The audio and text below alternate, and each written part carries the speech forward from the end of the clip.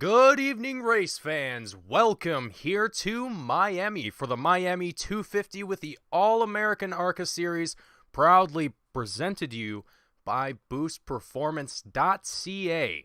If you remember from last week, that was our previous sponsor there. Come back to sponsor this one here again. And this is the season finale here for All-American ARCA Series for 2021. And bringing you tonight's action, my name is Mason Heimbaugh with Team Goon Squad, bringing you tonight's action 1080p, 60 frames a second. And I hope you all are excited here for 250 miles here. I know it says kilometers. I should have checked that before. Anywho, we are doing 250 miles here around Homestead-Miami. Nearly a mile-and-a-half long track here, so we are going to see up to potentially 3 full pit stops during this race here, as drivers are currently on track making their qualifying laps. They have about under a minute left to go here. We are going to get ready and warmed up for the first bit of action that we have set forth for tonight, as all of our drivers seem to have made their way into, and actually, as I say that, we have a driver that is out on track as we speak. We're going to take a look at the timing tower real quickly just to give you an idea of who is where on the grid at the moment, where people are starting to place in time here at Homestead-Miami. Now, this is the first time that I have been here to Homestead-Miami, so this will be a little bit of a new experience for myself, and I'm sure for a lot of you at home that have never raced before or have never really been too interested to try it. We're going to have a short little warm-up here as well, and we're going to talk a little bit more about the race here tonight. Now, being that we have 250 miles here, it's going to be quite a longer race than we normally have here with All-American ARCA, so that's going to pose a very interesting question. Who is going to withstand and, well, really be the person to have the long-run strategy and to remain consistent is the biggest question. Now, there's a lot of drivers here that are very talented, very capable of doing such a thing, so you kind of have a lot of options to choose from. You really don't have to pick one. You can kind of choose from anyone at this point. And as we're watching drivers make their way around the track as the warm-up is now completed.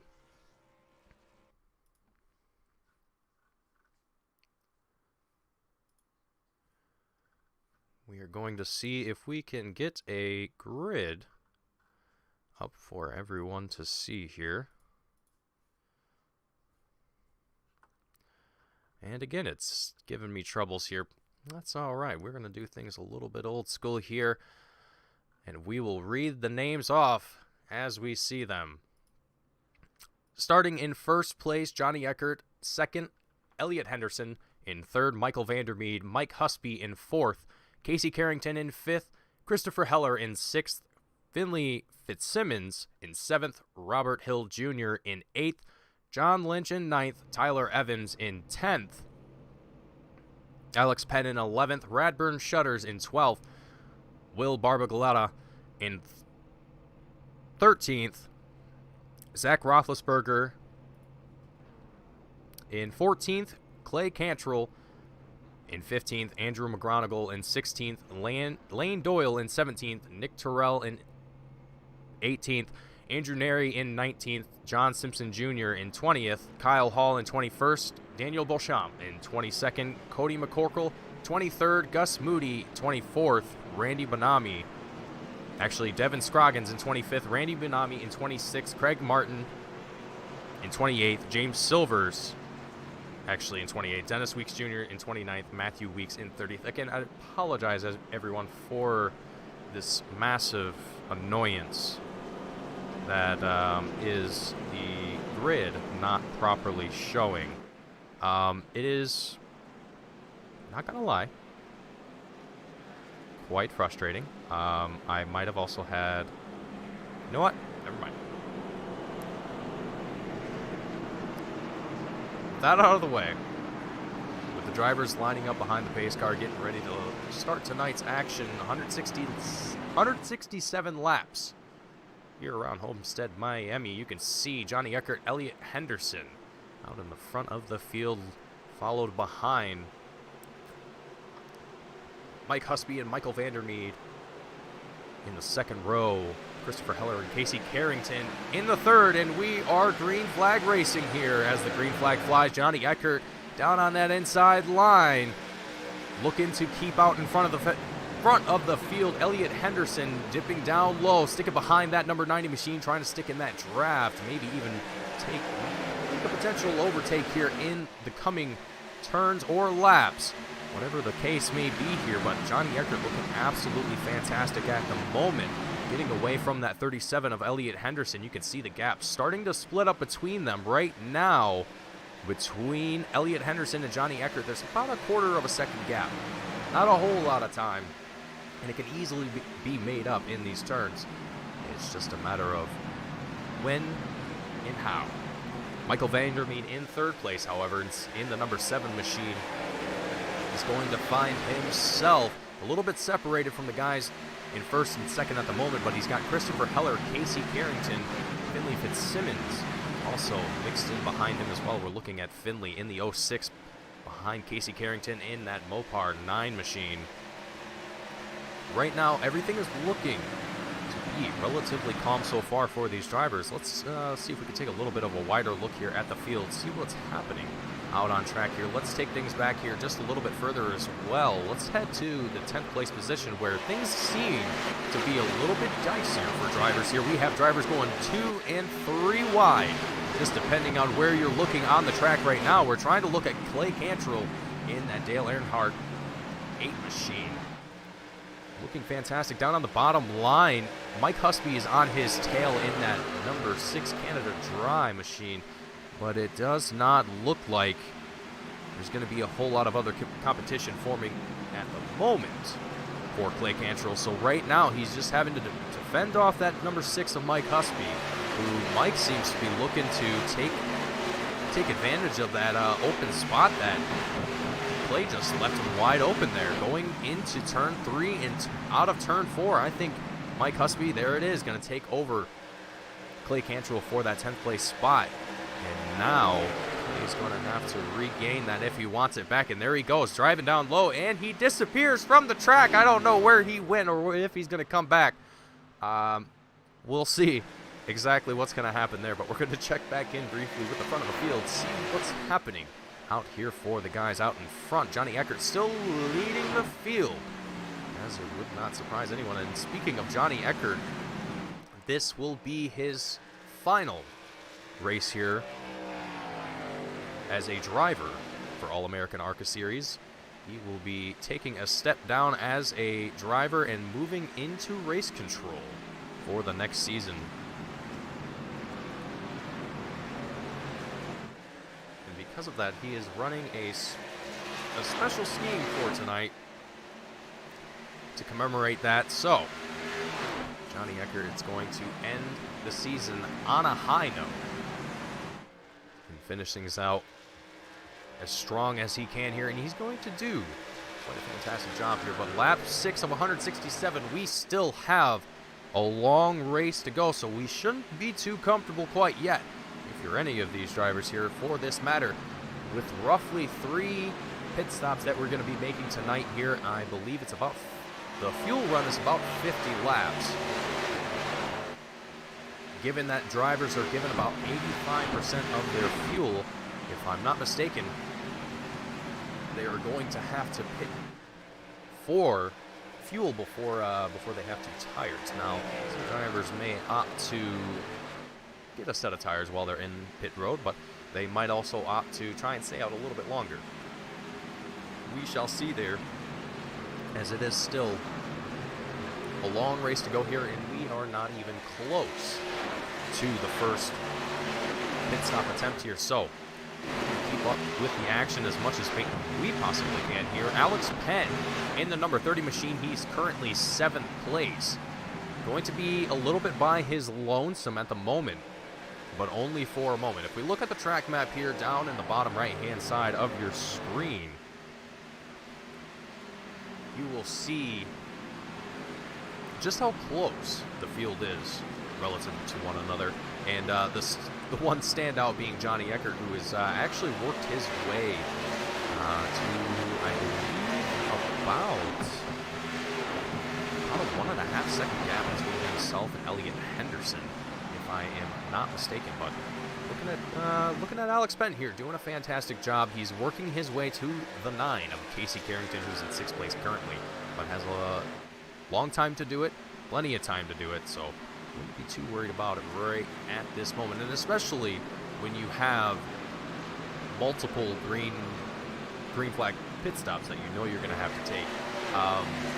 Doing it on the first, trying to win on the first pit stop is definitely a bad idea. You definitely don't win the race on the first lap, and I'm sure that most of these drivers are well aware of that. These guys are very talented in what they do week in and week out. So I don't think we'll see any of that here tonight. But what we will see is cautions. Now, Will Barbagaletta going to seemingly be involved here in this incident as he takes it sideways for just a moment. Let's back things up here for just a smidgen here. See what exactly happens. It looks like he might have potentially got checked up there by the 451 or just got a little bit too close. Let's ride on board and see exactly what happens here. Excuse the shakiness of the camera as it adjusts itself to the speed. But as we're looking here,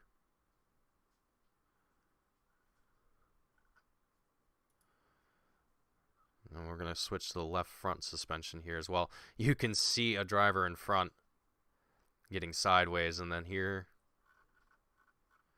Will goes. Yeah, it looks like he got a little loose as well. Let's take it back just a little bit here and see. You can see the 77 get a little sideways, and the 35 did as well, and snapped back as he caught the bottom of the track. So that's going to be the cause of our first caution here tonight. The final race of the All-American ARCA Series. Here with a field of 30 extremely talented drivers. Each and every single one of them wanting to win races and win seasons.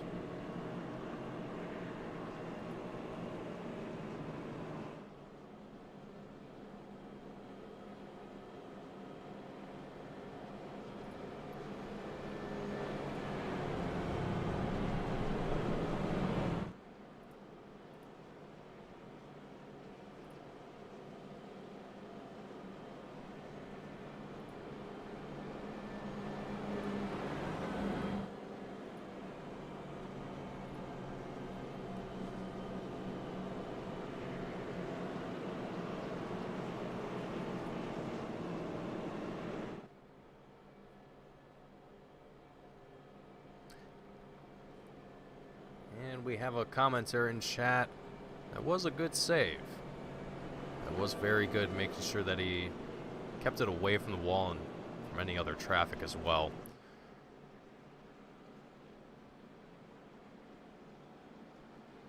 As the lights go off on the pace car as we cross the checkered line, we are going to have another attempt here for a green flag run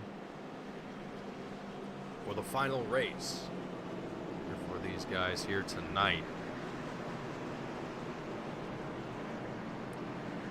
For a lot of these drivers, it has been a hard-fought season and a long battle that is going to come to an end here at Homestead-Miami. A very nice view of all the drivers making their way down the backstretch here.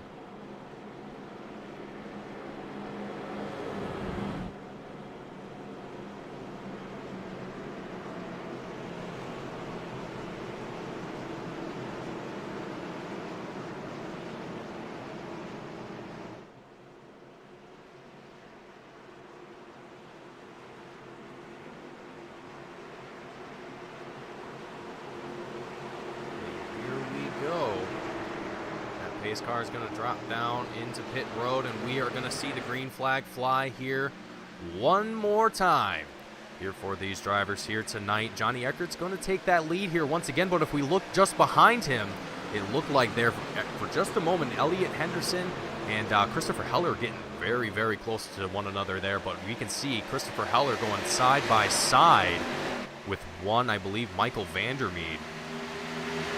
Things getting spicy between these two drivers here. You can see Christopher Heller in that number 11 machine down on the bottom line. Michael Vandermeed in the middle, but now drafting up to the top of the track, coming down the front stretch, excuse me. These guys lining up into single file. Not a whole lot of variation in where these guys want to go. Looks like Christopher Heller went very wide there for a moment. That's going to cost him a little bit of speed. Hopefully not too much. Doesn't seem like it cost him a whole lot, but if definitely looked a little interesting from my angle. But here we can see Michael Vandermeed in that number 7 machine trying to find an angle on the bottom line with Christopher Heller here and see if he can make an overtake. But speaking of people wanting to overtake, Casey Carrington is another driver looking down on that inside of the 7 machine, wondering to himself if he has enough speed to get through and past that 7 machine, but he might have the draft support of, I believe, the 06 of Finley Fitzsimmons, who's just behind him in 6th place. But right now it seems like Michael Vandermeed is doing a good job holding it out there on the top line there. He might even have a little bit more speed, and you can see it looks like Casey Carrington might have wanted to follow him there for a second, but oh, looks like I'm wrong. We have a line forming down on the bottom as we're going. Oh, that's such a great view. As we were going into turn 1 and 2, had a beautiful line forming down on the bottom, but now that line is starting to turn against Casey Carrington. We have Finley Fitzsimmons in that 06 machine down on the bottom of the 9. Not quite in front of him yet. He still has to gain a little bit more speed. Drivers wanting to go 3 wide here as well. Getting very, very close to one another. And given a lot of room though. I say getting close to one another, but it's usually only for a brief moment. These guys are very, very respectful to one another, and I love to see it. It's always great to have this kind of clean, respectful racing. And right now you can see this kind of pack forming between the number 6, the 06, and the 23. The 6 of Mike Husby, the 06 of Finley Fitzsimmons, and the 23 of Zach Roethlisberger, forming up the line that we have on screen here. Lap 20 of 167. You're going to be just about halfway to our first expected pit cycle here. Who is going to be the first driver to bite the bullet or take that first time down pit road? Well, I have a feeling it's not going to be any of the drivers out on the lead lap right now, or in front, I should say, not on the lead lap. Everyone is on the lead lap right now, at least I would hope.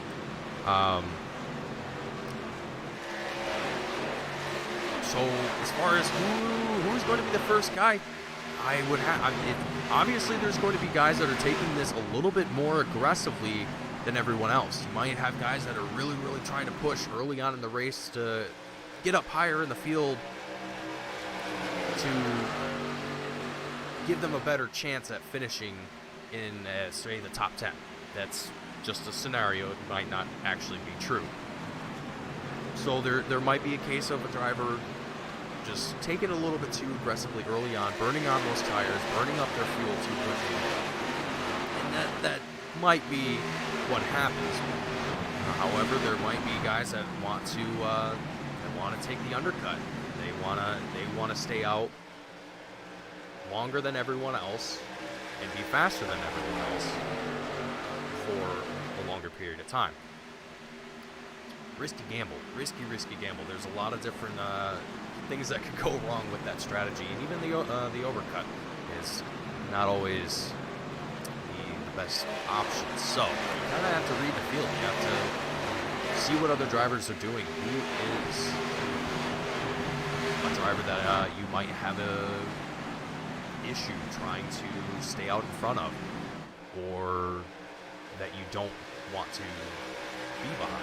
It's really a lot of driver preference as well. So there's a number of things that go into it.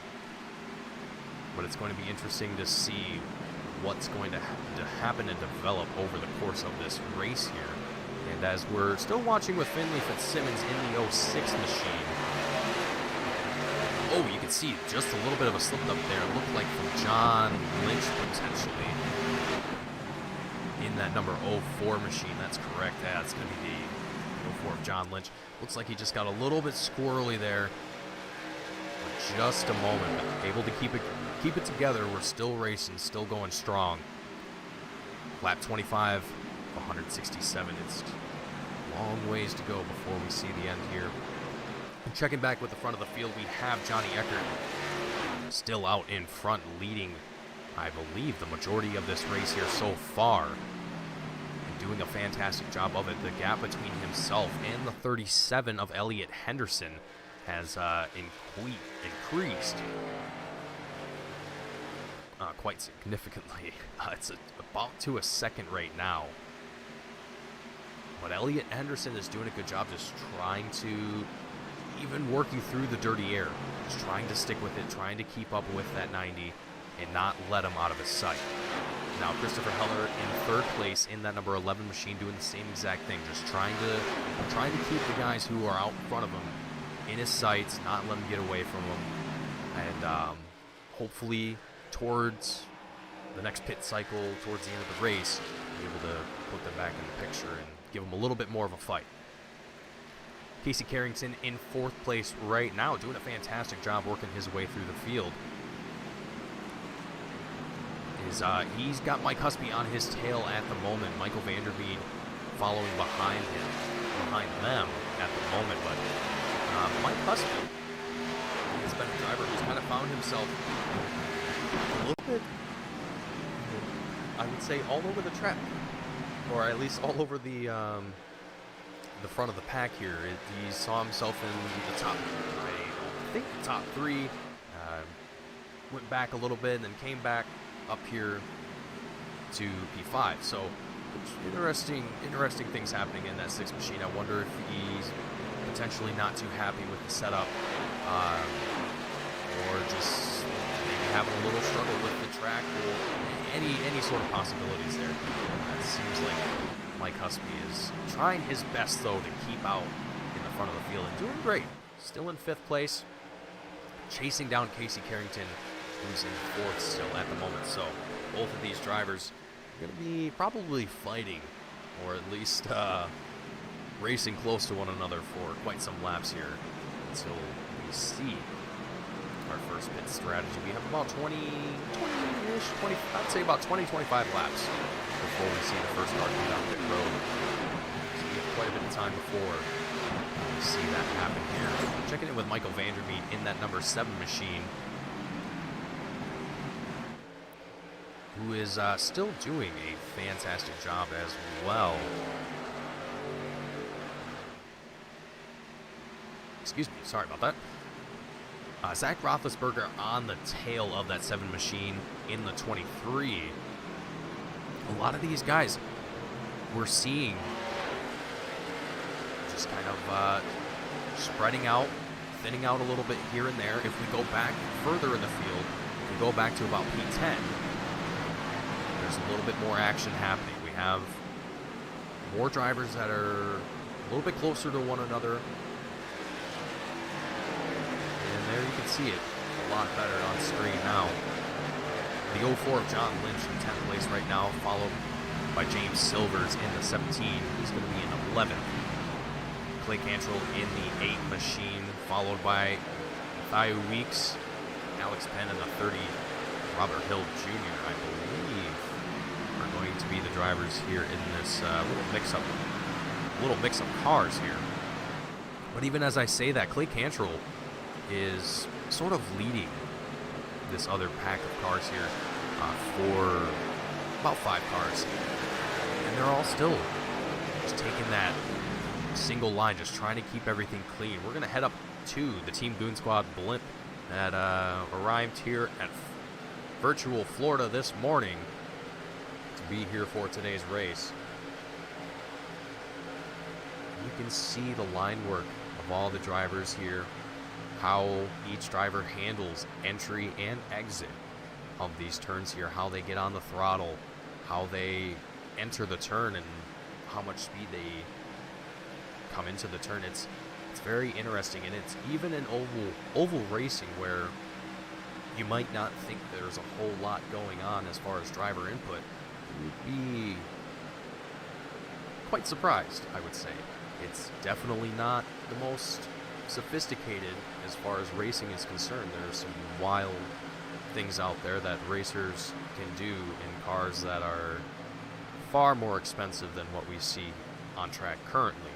But we won't get into that. Just a little bit of a sidetrack here as we're just watching drivers take some laps, some green wrap. If I can speak correctly, that'd be great.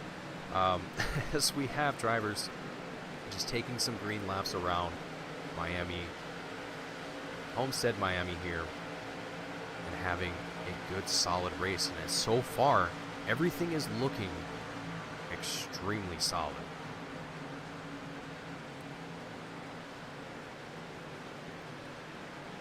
Now, another driver that I also would like to mention here as well, the number 93 of Cody McCorkle is filling in for David Westerby. He's going to be out of town for this race here this weekend.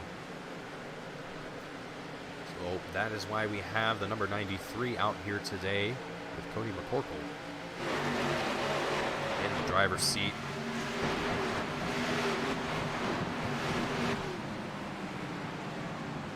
Lap 35 of 167, lap 36 now as drivers have crossed the line. As I'm looking at the field, we have a few drivers that are doing very well as far as moving through the grid, getting positions. James Silvers, who we're currently looking at in the number 17 machine, is 9th place currently, as he scrapes the wall on the back stretch, I believe that was. Oh, gets very, very unsettled there. James is not looking like he's having very much fun with that car at the moment.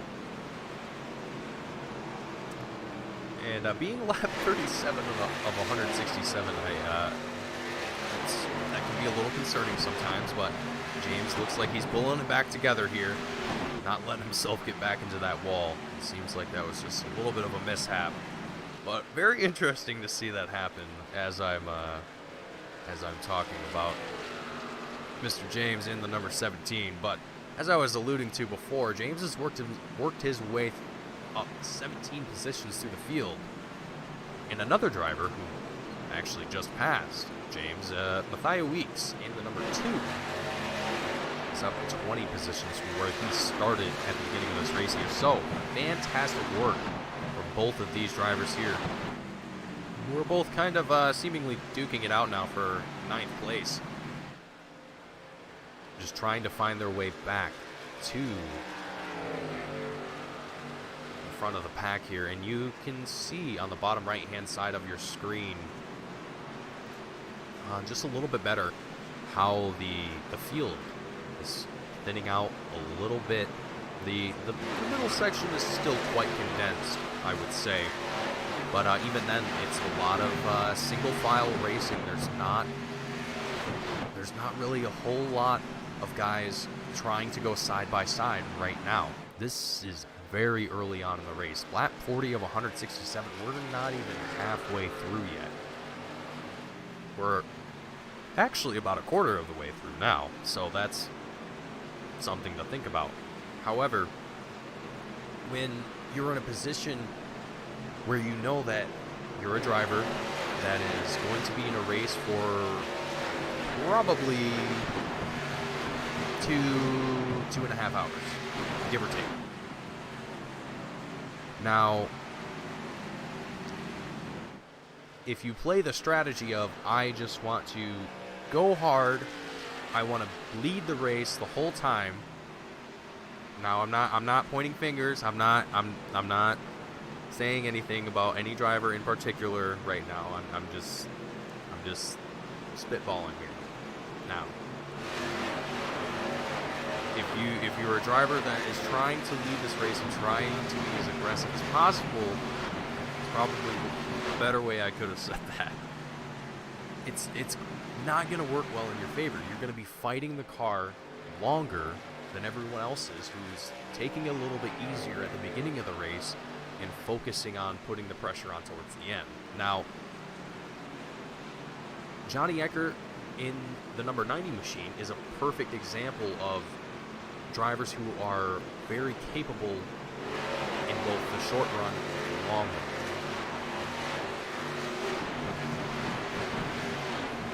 Johnny is a very, very capable driver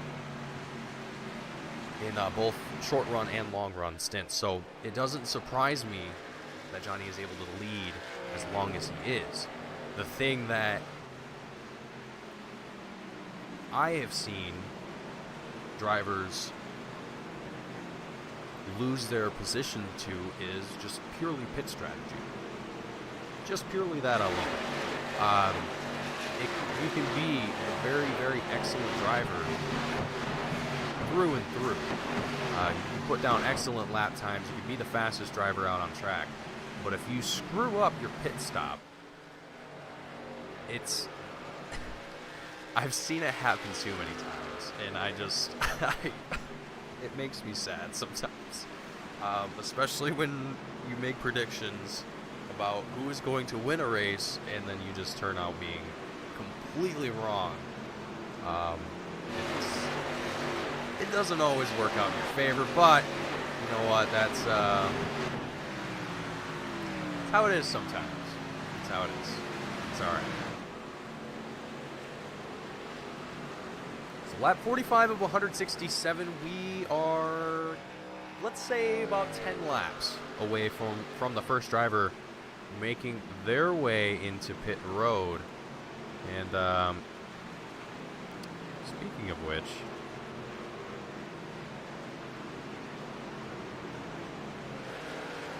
all right. So I can't show it when drivers come down pit road. I will do my best to let you all know when it happens. All right. Anywho, with that out of the way, let's check back in with Johnny Eckert and Elliott Henderson. I mostly want to look at Elliott Henderson here for a moment, because I just want to touch on the fact that the 37 and the 90 have not moved in gap since the last time we talked about them, which was, I don't know, about 25 laps ago, probably, maybe. I honestly don't remember, but either way, it just stuns me that Elliott here is just keeping that pace extremely well. It's dropping down to about 3/4 of a second here, going into some of these turns, but overall, Elliott Henderson doing a fantastic job here, just trying to keep that 90 in his sights. Now, let's take a look at some of the drivers here towards the back of the field. We'll work our way forward, if you will. Let's start with the first driver who is not a lap down currently, or is almost a lap down, I should say. Daniel Beauchamp in the 451 machine. Currently in 27th right now. He's going to be chasing Devin Scroggins in the 66, who's in 26 currently, followed by Craig Martin in the number 22 machine, who's in 25th right now. Nick Terrell in 24th. Gus Moody in 23rd. Robert Hill Jr. in the 57 in 22nd right now. Tyler Evans, Randy Bonami. Actually, that's not Randy Bonami. That's the 97 of Dennis Weeks Jr., who is 29th right now. He is going to be a lap down currently.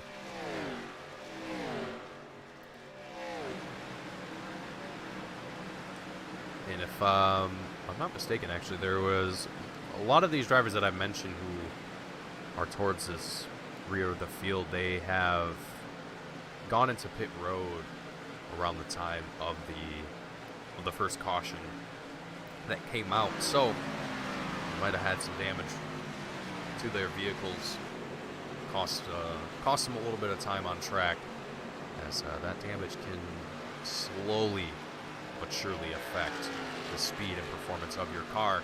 Finley Fitzsimmons is going to be our first driver down into pit road. I can get a better view. There we go. All right.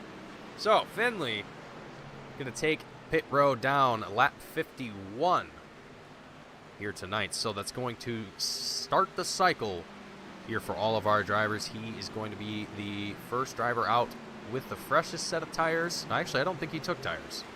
I think he just took fuel. I think he did just took fuel. That should be correct. He should be able to last till about the second pit stop before he has to get another set of tires. So he should be all right. So it'll be a little bit heavier, but should be okay. Now, a lot of these drivers here, they might be getting a little bit closer to hitting that E on their tank here. Yeah, you can see there as well, Finley getting a little squirrely coming out of the turn exit, because he has all that weight of the fuel back into the car, and not exactly the same grip as he was before. So he's going to be working through that, trying to work his way back out through the field. Michael Vandermeed we're following with here again in 9th place in the number 7 machine. Going to be chasing down James Silvers, Matthew Weeks as well. Oh, we can see the 5 of Radburn's Shutters making his way, and here we go. We have drivers making their way down pit road. No one locking up their tires. Everyone keeping it nice and clean here. Then you're going to have Michael Vandermeed, James Silvers in pit road, Casey Carrington, Zach Roethlisberger, as well as John Simpson Jr. all into pit road. Robert Hill Jr. now making his way out of pit road as well in that number 57 machine. So a lot of drivers going to be making their way down into pit road. Johnny Eckert, Elliot Henderson also making their way into pit road. Mike Husby as well following behind. Christopher Heller going to be opting to stay out here for just a little bit longer. He might pit here this next lap or just choose to lead here for just a little bit longer. But I can imagine that fuel is going to be running just a titch low here in that number 11 machine, as he has not come down pit road at all here tonight. So we will see how long exactly Christopher decides to stay out, and there the 451 of Daniel Beauchamp goes as Christopher Heller makes his way down pit road. Andrew McGonigal now going to be leading the race here for the moment in the number 94 machine. His last time into pit road was lap 12, so I'm assuming he's going to have a little bit more fuel to hold on to for just a little bit if he did take fuel while he was there in pit road. not too long ago. You can see the number 2 machine making their way back out onto track. That's going to be the 2 of Matthias Weeks. Kyle Hall in the 87 in second place at the moment. I was about to say in the 87 twice again. Trying to avoid repeating myself at all costs. Will Barbagalata in the 35. Third place right now. He's going to have an opportunity to be out in the front of the field here. Now you can see on the bottom right-hand side of your screen how much the field is kind of thinned out here. Now, the guys that are currently leading the top 5 drivers, that's going to be Andrew McGonigal, Kyle Hall, Will Barbagalata, Craig Martin, and Devin Scroggins. All of these drivers opted to head into pit road lap 12. So, these guys are going to stay out a little bit longer than the rest of the field and have a little bit more fuel to work with to extend that time. Now, is it going to play in their favor? Maybe. It really depends on how the second half of the race plays out, I would have to say. The second pit strategy or pit cycle. I think it really would depend on how that goes down and how it turns out. So we'll see exactly what happens here, but we've got drivers all over the track here right now, whether they are a lap down or coming out of pit road. You can see the 04 of John Lynch. He's actually going to be a lap down. He just unlapped himself. Crossing Will Barbagalata in the 35. You can see the 93 of Cody McCorkle flying by all of these guys here who have been on these older tires since lap 12, or at least don't have enough fuel or haven't had as much fuel to work with. And I could be mistaken as well. Some of these guys might have actually taken tires. I could have been wrong. I was too focused on trying to name all of the drivers that were coming down pit road that I didn't bother to check who was actually taking what. So that's, you can blame me for that one. Lap 61 of 167 here. We are going to ride on board with one of our drivers for just a moment. Have a listen to the sounds of the track. What's going on? Some of our drivers down on the track currently.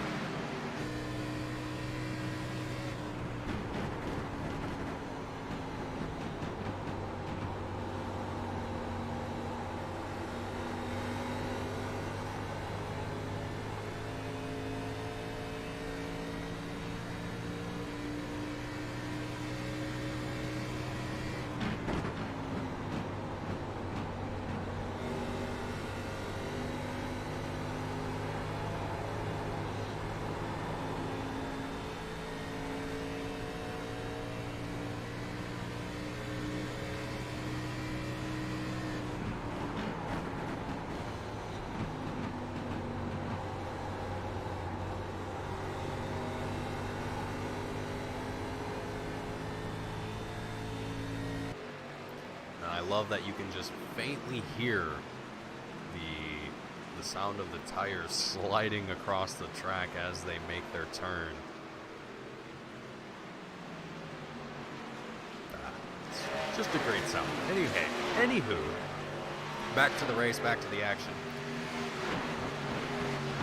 If you all weren't here for the beginning of the race and weren't aware, I'm gonna reintroduce you to what's happening here on your screen. This is the final race of the All-American ARCA Series 2021 season here at Homestead-Miami for the Miami 250, presented to you by BoostPerformance.ca. And Will Barbagalata, right as I say that, 35, getting up into the wall there just a moment. Looks like he had a little bit too much speed, wasn't able to slow it down enough in time to avoid hitting that wall. Hopefully he's going to be able to just keep it together here. But all the other drivers that were out for quite some time, Andrew McGronigle, Kyle Hall, have made their way into pit road and are now cycling out as well. So that leaves Will Barbagalata, the final driver to stay out the longest for this first pit cycle here. Lap 65 of 167.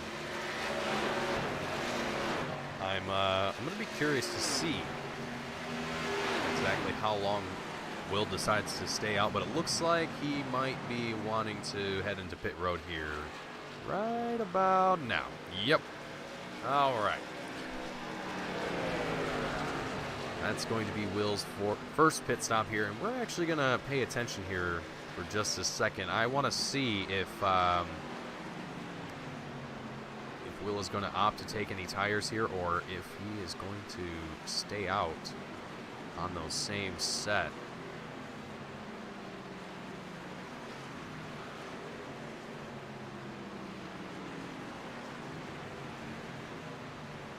There he goes. All right, yep. So it looks like he is going to take some tires.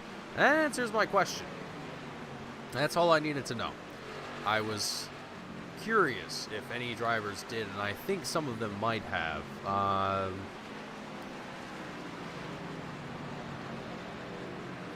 Yeah, I think most of them did take tires. If not all four, they took at least the left side tires, if anything. I'm assuming.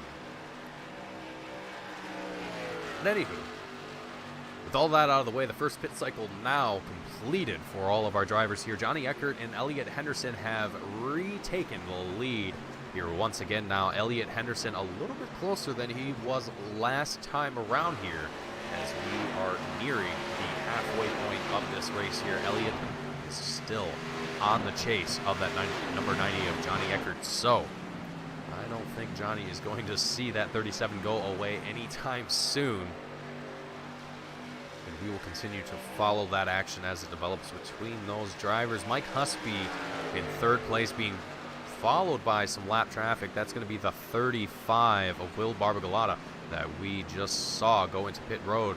You can see just how much faster, even by just a margin, that 35 is on his fresher tires. Now that he's got a little bit more fuel in the tank to race with now as well. But behind Mike Husby is the 06 of Finley Fitzsimmons. And he's actually quite a ways back. If you're looking at the track map, all drivers are kind of all over the place. We're going to take a look here at our timing tower as well, just to give you a better idea of what's happening out on track between all the drivers, and just give you an idea of where everyone is as far as timing and all that other fun number information.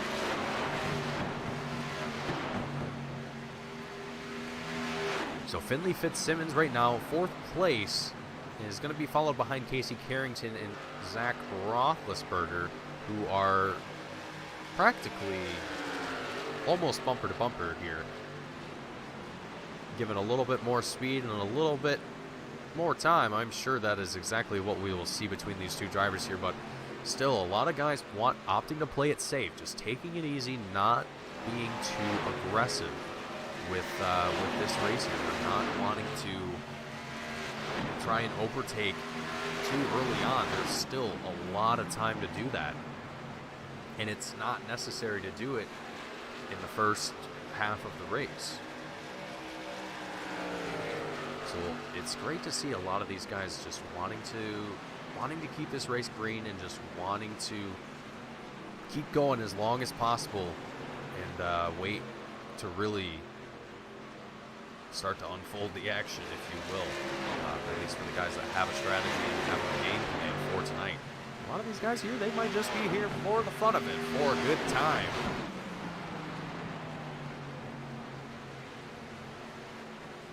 Right now, everyone on track is still doing absolutely fantastic job this entire time. Absolutely great to see.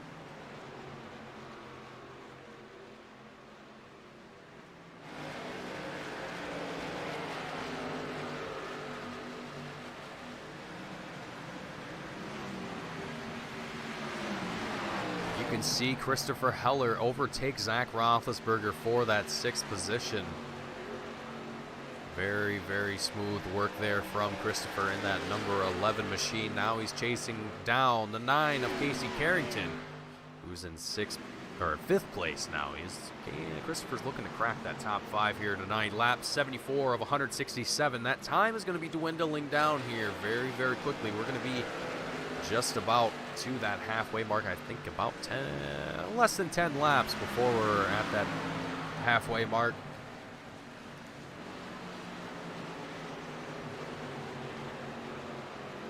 So now is the time that I think a lot of drivers they're going to start picking up the momentum a little bit.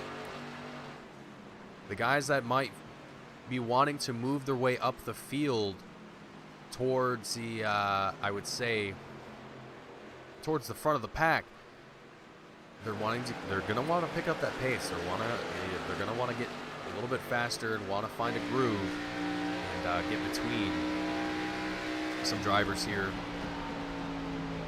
Just start forming some draft and really building up speed to make that happen. Now, it doesn't always work that way. It doesn't always play in that favor. If you're looking at the track map on the bottom right-hand side of your screen, you might even be thinking to yourself, how is that even going to be possible when you have drivers just kind of all over the place? And that's just how racing tends to be. Not everyone is going to be following the same line, the same sort of strategy, if you will.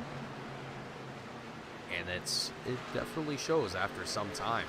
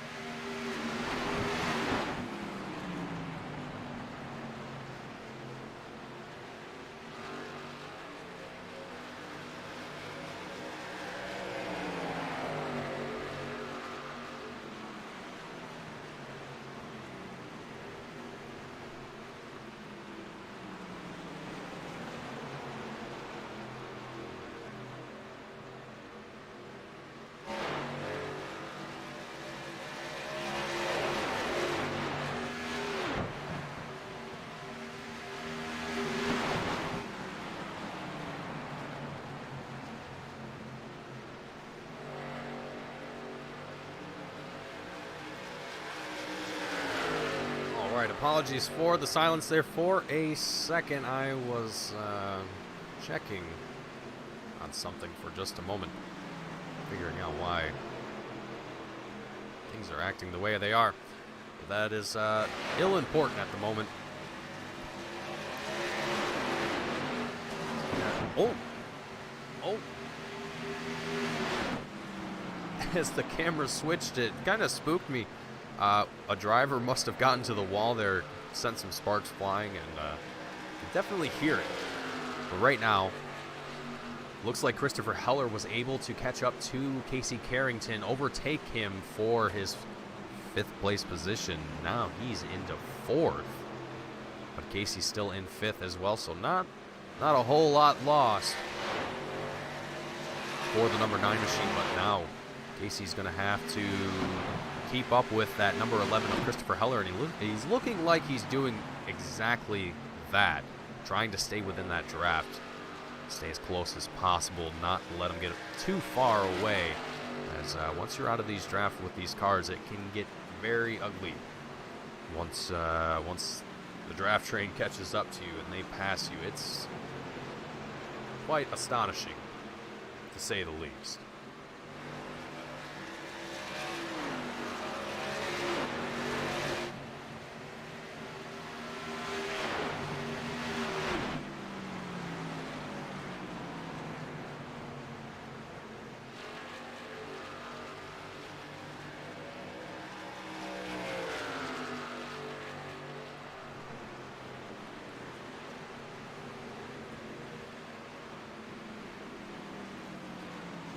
All right, folks, as we approach our halfway mark here, we are going to take a very short commercial break. We will be right back with the action. Stay tuned, as we still have over 80 laps of ARCA racing here with the All-American ARCA season, All-American ARCA series for their final race here. We will be right back after just a moment.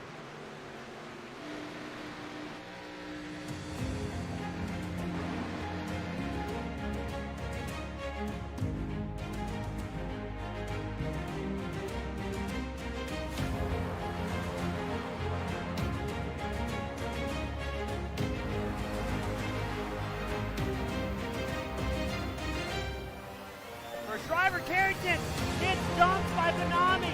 The leaders are winding up here. Daytona, the big one is out.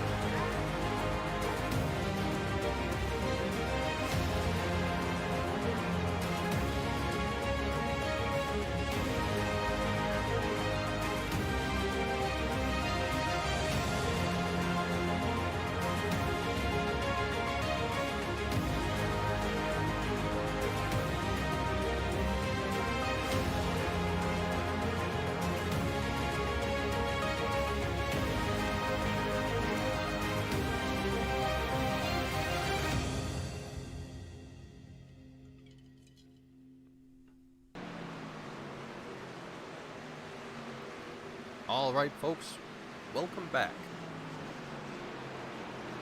Not a whole lot has changed since we last spoke. A lot of these guys here are doing just a great job of trying to keep this field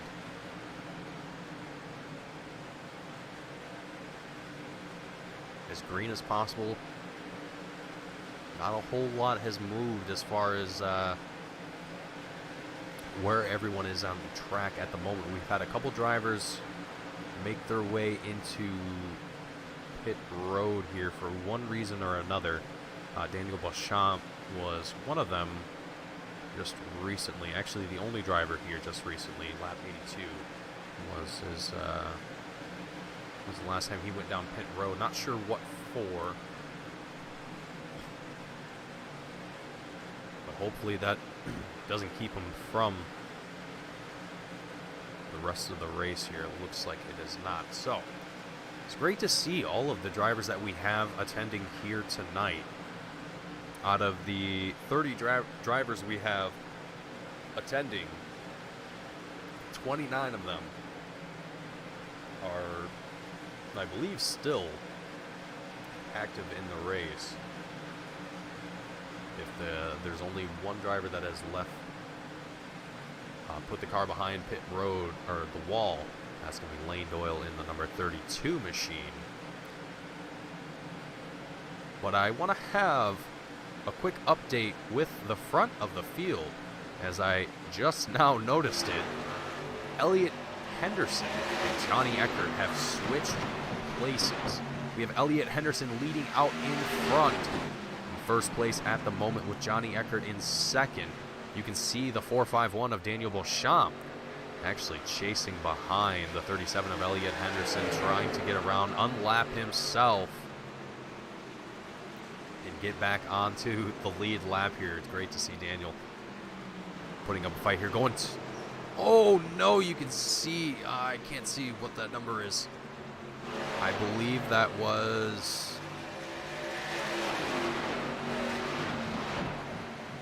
could have been the 30 of Alex Penn here. I think it was. Yeah, that was. As Daniel Beauchamp with 3 wide with Elliott Henderson. Alex Penn here. But Elliott has done a great job to secure his first place spot. But if you look just behind him, Johnny Eckert, right in his rear view mirror.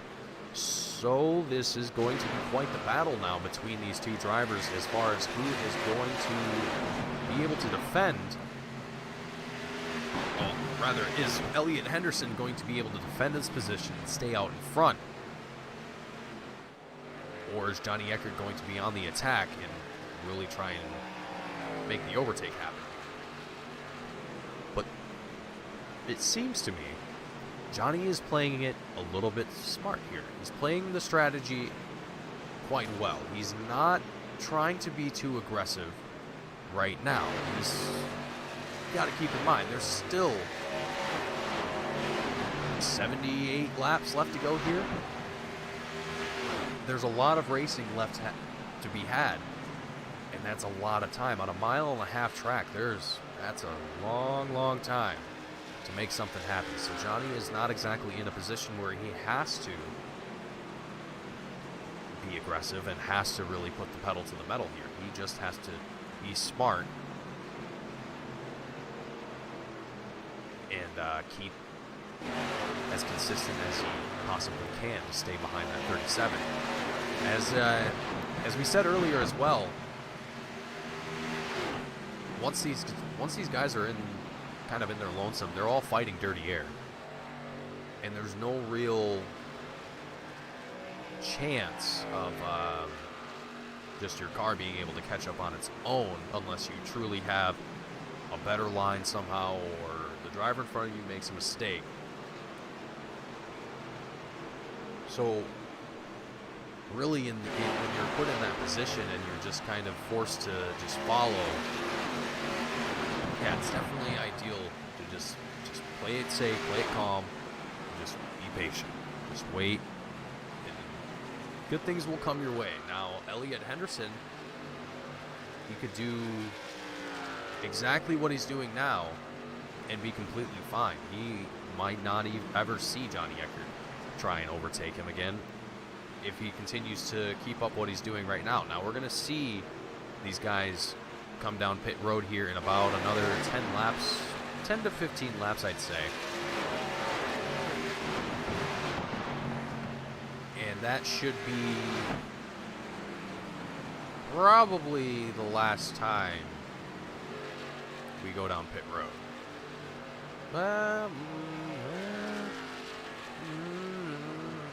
I don't know. That's kind of a tricky one, actually. That's going to put him in a very weird spot. Everyone pitted on lap 53 or lap 54.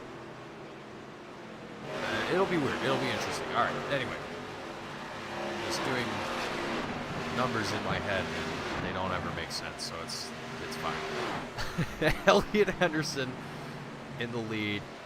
Johnny Eckert on his tail for second place, but Mike Husby in the 6th machine in 3rd place is getting relatively close to the number 90 of Johnny Eckert.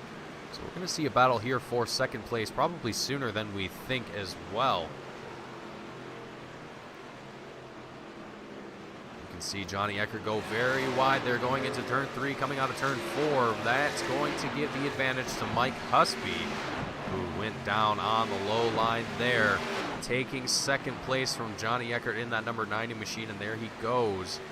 Mike dropping down low here once again, and that's going to just get himself away from Johnny Eckert even a little more, and it looks like Johnny got a little bit squirrely there on the exit of 4 for just a second. It wasn't much, but it looks like he just kind of wobbled a little bit as the car wanted to settle coming out of the turn.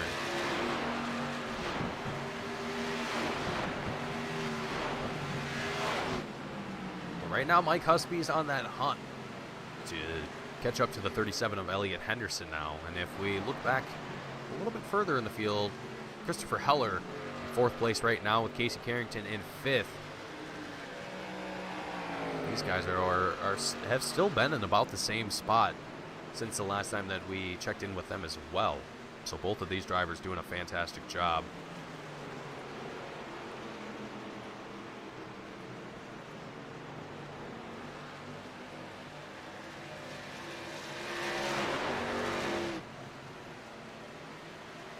And it looks like we have a driver in chat saying they were in P6 and iRacing crashed. I'm going to assume that is going to be a 1-lane Doyle, if I'm not mistaken. Or Finley. Either one. You let me know, Xfinzo, who exactly you are. I'm pretty sure you're Finley Fitzsimmons. That seems more correct. I'm very sorry to hear that iRacing crashed on you in the middle of this race. That is a huge bummer. Definitely not what you want to see happen here for any of these drivers here tonight.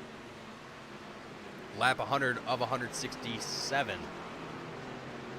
It has been quite the race here so far. The field has found itself spreading out, and drivers ultimately fighting through dirty air and just waiting for the next pit cycle to see what happens here.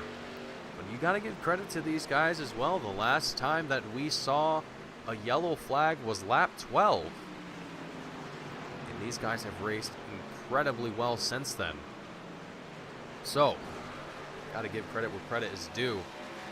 Ooh, it was an interesting angle there. How close these guys were getting. Oh, the number 30, Alex Penn, getting up into the wall, grinding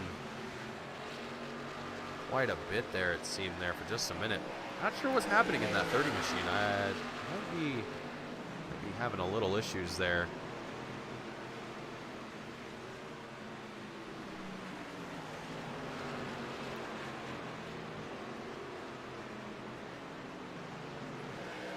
Looking back, Michael Vandermeed in the number 7, who is 9th place currently, followed by Clay Cantrell in the number 8 machine, who is 10th place at the moment.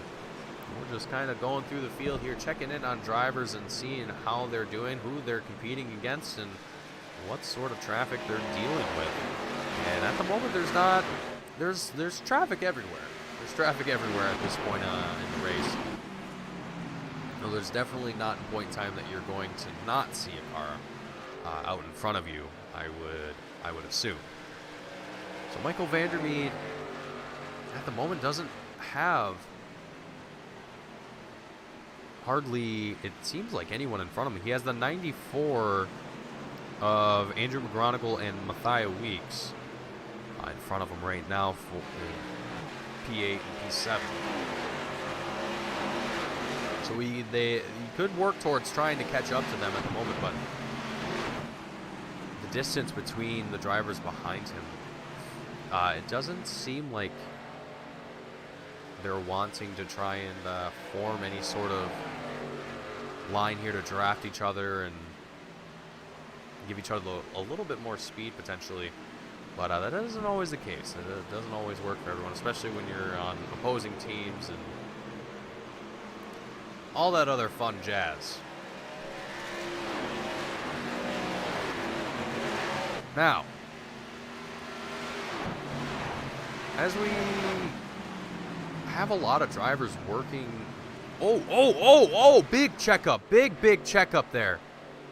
Oh, I hope everyone saw that. That was a huge checkup on the field there as the... Oh.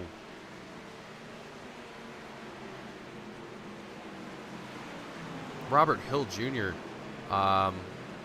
Just got way loose there for a second, it seemed like. He went back up onto the track and definitely spooked all the other drivers. It definitely spooked me. I know that for certain.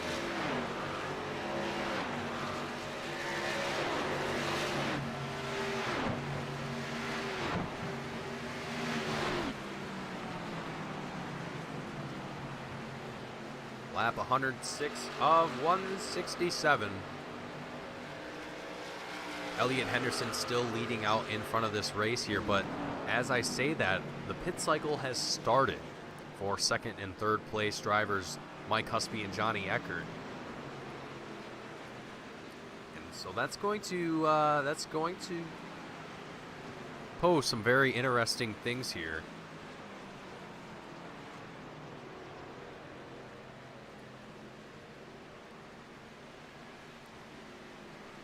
Now, for Elliott Henderson, that's going to, well, one, that's going to kind of put him at a disadvantage now, because that's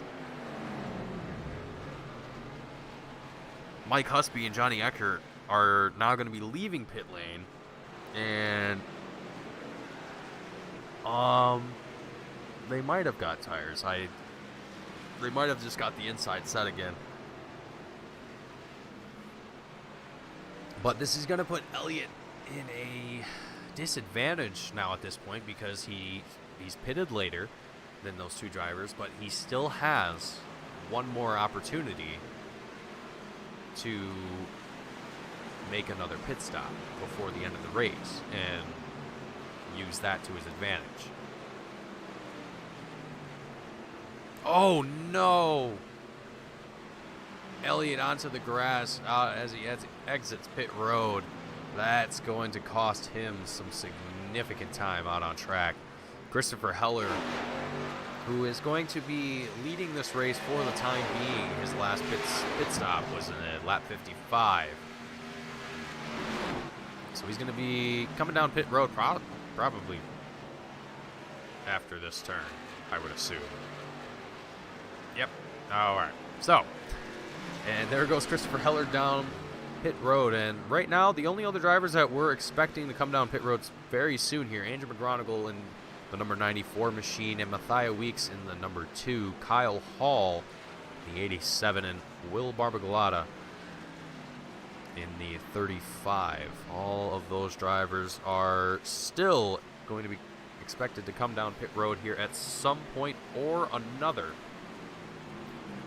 But right now, Andrew McGonigal is going to be the driver leading this race at this point in time. In that number 94 machine, looks like there was a driver shot way down the backstretch there. Not sure what exactly that was, but nothing came of it. We're still racing and still green flag runs here.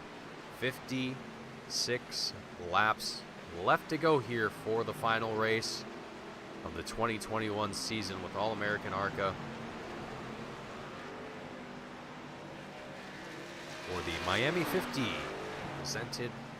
250 presented by boostperformance.ca.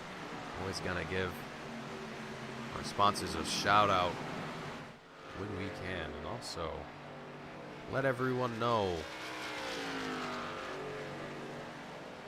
about who sponsors these events and who helps bring it all together. So each and every one of them is important in bringing these together and bringing all these drivers together to put on this excellent racing that we see in week in and week out. So right now, Andrew McGonigal is the top four. All four of these drivers, they're going to need to come into pit road here about now. Matthias Weeks definitely read that message, as he's now going to be coming down pit road. So the drivers that we're going to see take first is going to be Johnny Eckert here, as well as Mike Husby, who is in that number 6 machine right behind John. And this is going to be interesting here, because as we're watching here with Johnny Eckert, you can see all the lap traffic in front of these guys, and there's quite a bit. It's probably slowing them down a bit more than they would like. For Mike Husby, it might even play as an advantage, trying to get around the number 90 of Johnny Eckert. Andrew McGonigal in the number 94 now taking his way down pit road as well. That's going to end his pit cycle, or start his second pit cycle, if you will. You can see here. Oh, the 87 just taps the rear quarter panel of the number 90. You can see the damage from that as well, but nobody spun out. Nothing happened. Nothing came of it. But there's definitely damage to that number 90. At least it looked like. Yeah, you can see it down on the bottom portion of the rear corner panel.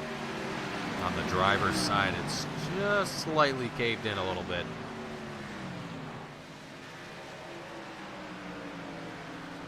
Luckily, nothing too bad happened to that 90. Still able to keep racing and lead here in this race. Now that all of our drivers that were expected to come down the pit road have done so.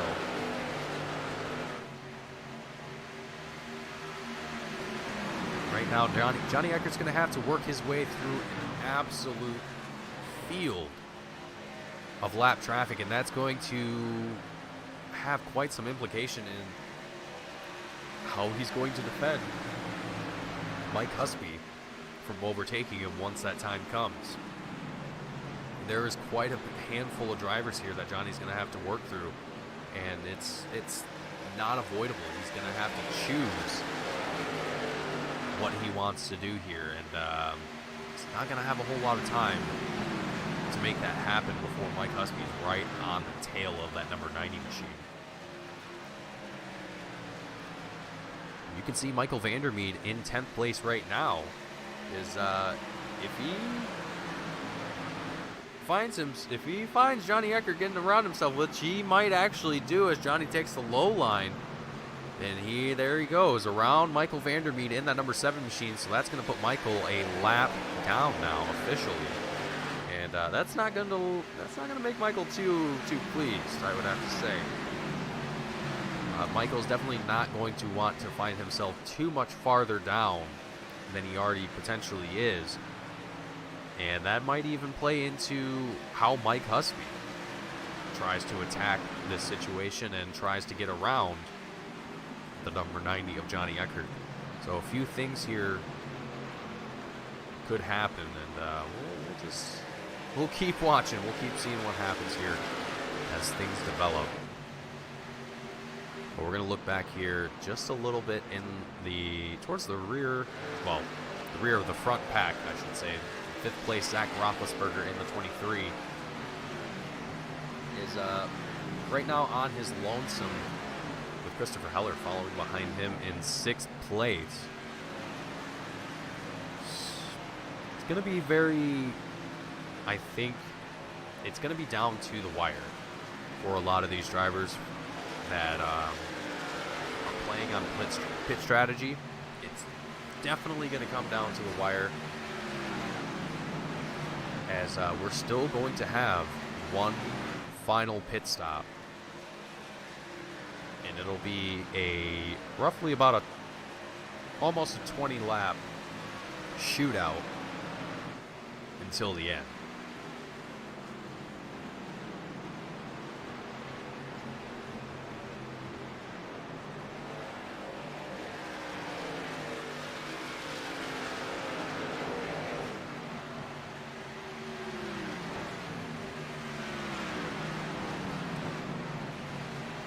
We are going to ride on board here with one more of our drivers here, just to listen to the sounds of the track and listen to how these drivers pushing these cars here.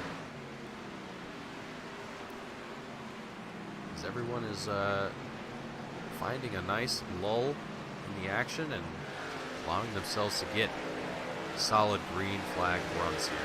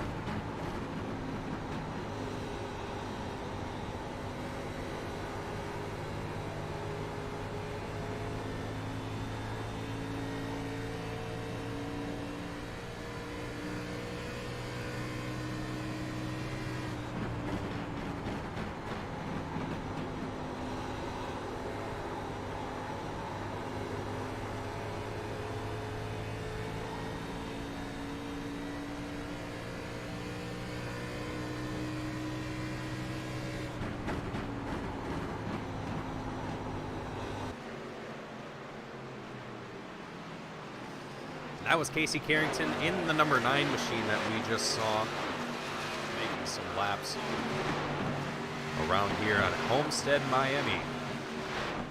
Casey Carrington in 3rd place now, actually, as Johnny Eckert and Mike Husby are in 1st and 2nd. And we can see here, checking back in with the front, with the two out in front at the moment, they still have just a little bit of lap traffic to work their way through at the moment, but it not a whole lot. One driver that is currently out in front of Johnny Eckert that is seemingly giving him a little bit of hassle,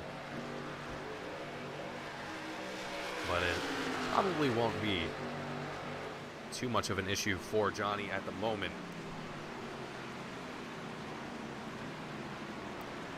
And as we are on lap 127 of 167,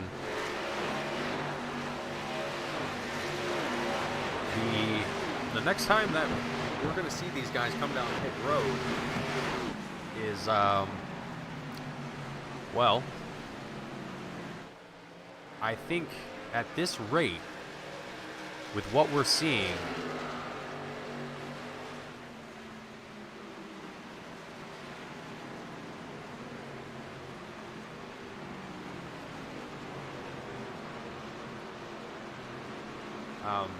as I was saying, with what we're seeing at the moment,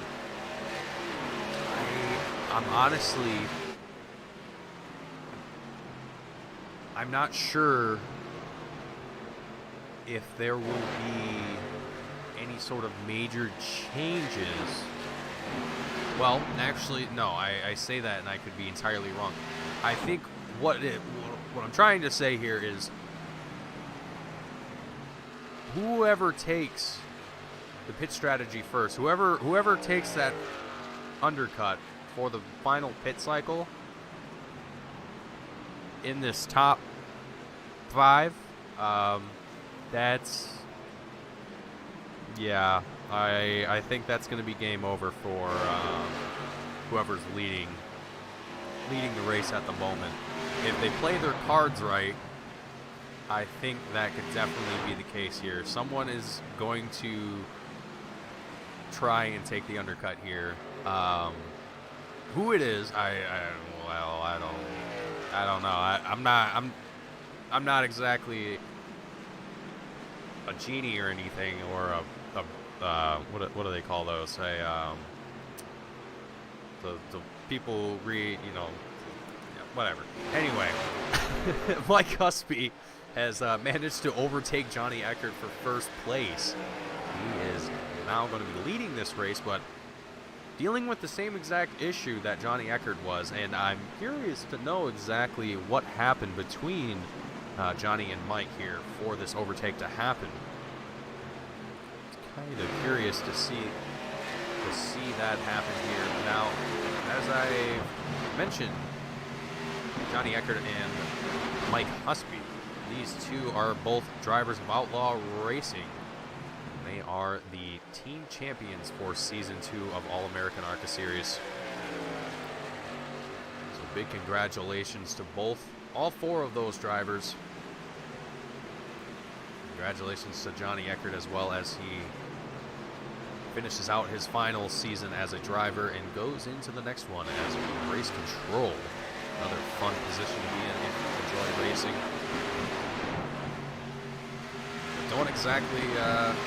Don't exactly like racing too much, or just want to have a different perspective of it, if you will. There's a lot of different jobs to be had when you are in the realm of racing. So it's always great to step out of your comfort zone and even step out of the driver's seat and explore what other opportunities there are. But right now, Mike Husby is just working his way through this field, or at least through the lap traffic that is currently in front of him, as he just passed the 57 of, I believe that's Robert Hill Jr.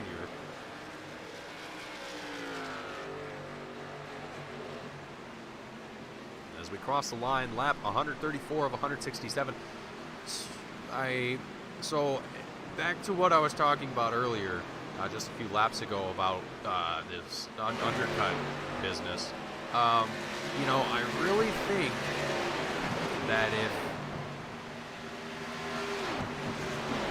if we see a driver make an undercut attempt here, it's going to be about lap 145 to lap 155 at the very, very well. If you go lap 155, then you're pretty much going to be pitting with everyone else.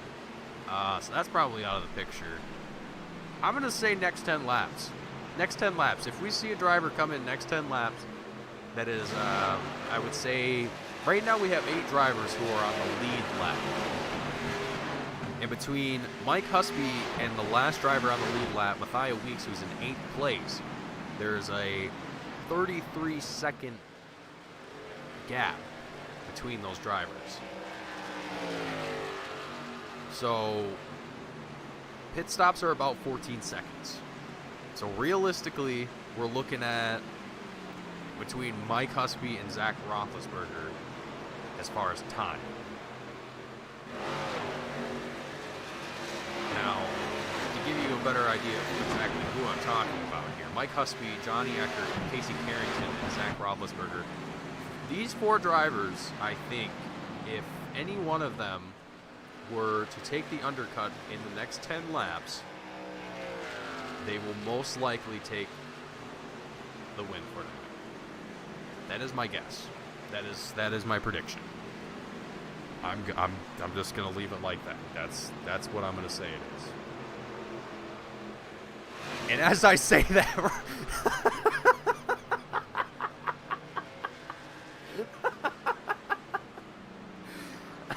I love that. Right as I say that, Zach Roethlisberger takes the undercut. He's going to come in lap 137. That's going to leave him with exactly 30 laps left to go here. And I honestly, I really think this could put the front of the field here at risk. I really do. So we're gonna see how that plays out. We're gonna pay attention to Zach, see how that performs, and if my prediction is actually correct. Oh, that is great. That is hilarious. Okay. All right. Now that I'm done giggling to myself, Mike Husby in the number 6 machine, still leading the race. Right now, these guys are still comfortable on fuel. If they're not listening to my shenanigans here in the booth, they should be fine on fuel. They should be comfortable to make it to about lap 155, a little bit earlier potentially, if they want to just have a little bit extra fuel, I suppose, but that's not exactly necessary when you only have less than 20 laps to complete on this second pit cycle, unless Zach Roethlisberger, who now has 30 laps left for this race, as that will be his final pit cycle, I would hope. So Mike Husby is going to be chased by Johnny Eckert still in second place, and Johnny is being chased down by lap traffic as well. The 35, Will Barbagalata, is just absolutely on the hunt, trying to find a way around that number 90 machine, taking that low line, going into turn 1. Going to come out of turn 2 here. Who is going to lead out in front? And it looks like Will Barbagalata is going to be the one to have just the slightly faster car, and he's going to unlap himself, joining the guys out in the lead lap here once again. So Johnny Eckert is looking like he's... Oh, here we go. Yeah, all right. Johnny's going to be the second driver to start this pit cycle here. Okay. All right, things are getting a little bit interesting now.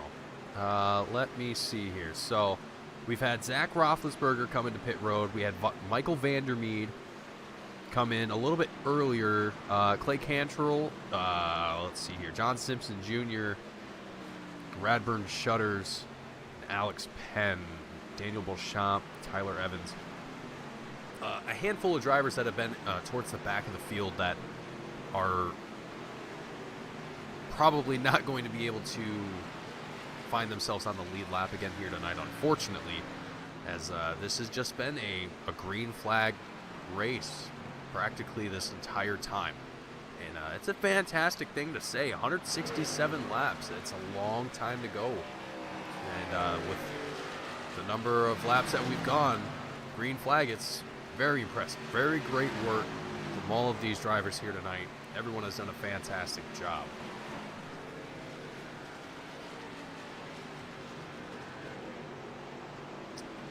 And as I say it, Mike Husby, who was in first place,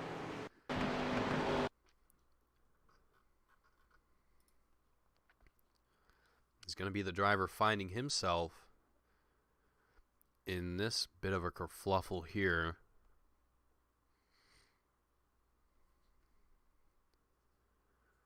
Oh, no. Okay, all right. So if this isn't obvious to any of you watching at home at the moment, if you're not familiar with racing or new to racing and want to learn more, so I'm going to try and explain this as best as I possibly can. We're going to go to the perspective, oops, wrong one, of Kyle Hall in the 87. Now, he's going to be behind Mike Husby in the number 6 machine. We're going to just take things very slowly. Now, if you look on the low line, you can see pit entry there, and Mike Husby just slows way, way up to drop down low, and Kyle Hall was just a little bit too close. Didn't have enough room to give himself reaction time. He probably didn't even expect Mike to go down pit road there. Probably wasn't expecting it, and just caught himself in that incident. That's all it takes, folks. That's all it takes for these yellow flags to come out, and it's unfortunate. It really, really is. With 23 laps left to go here, this is going to shake up the field quite considerably now. This is going to leave things with a bit of uncertainty as who's going to be our winner tonight. We're going to have a chance at a restart with 23 laps left to go. We went nearly...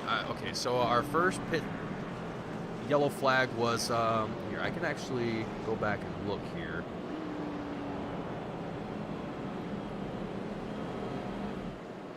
I believe it was... yes, so it was lap 10. Our first caution came out, and we went all the way to lap 141. 131 laps. We did green flag here tonight. Or these drivers did, rather. Fantastic work. I cannot stress enough how challenging that can actually be. Great work from all of these drivers here tonight.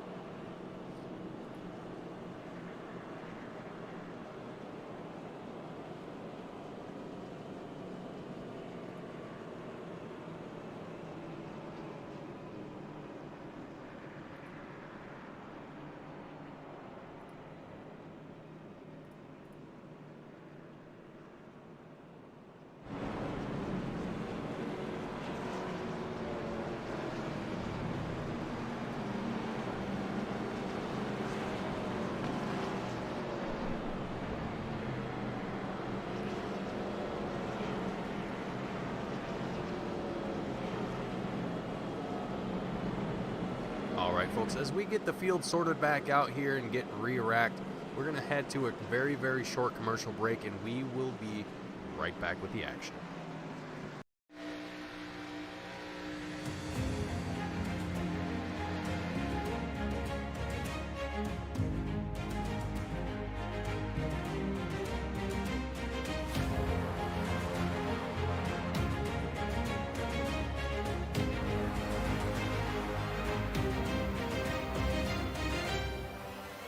Driver Carrington gets dumped by Benami. The leaders are winding up here. Daytona's a pit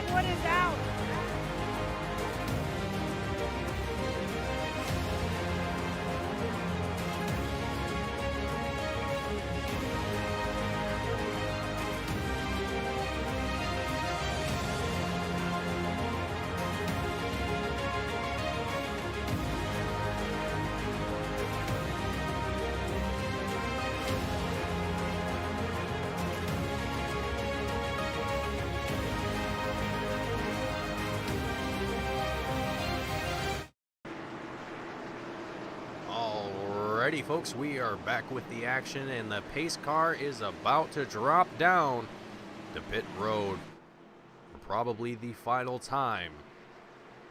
We are going to have a shootout between Casey Carrington, Mike Husby, Christopher Heller, and Matthias Weeks to see who's going to take away the win for tonight, or will it be another driver that we have not yet named. We are green flag racing here yet again. Casey Carrington out in front, Mike Husby following behind, and Christopher Heller in third place. The yellow flag flies once again as Craig Martin is going to send that caution flag flying here. Let's see what exactly happens here with with Craig Martin. We're looking at Craig in the number 22 machine.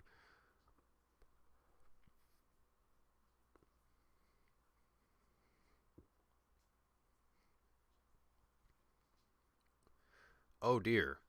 Oh dear. The 77 just barrels through. That's Tyler Evans. Barrels through the 22 of Craig Martin. Not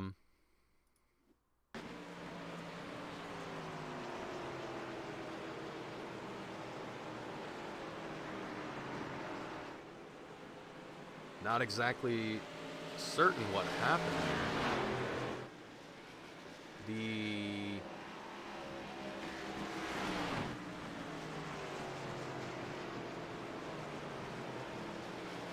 yellow flag seems to be flying still, but it looks like we're still racing. Nope, there we go. Okay, we're just catching back up to the pace car. All right, I was a little confused there for a second, not gonna lie.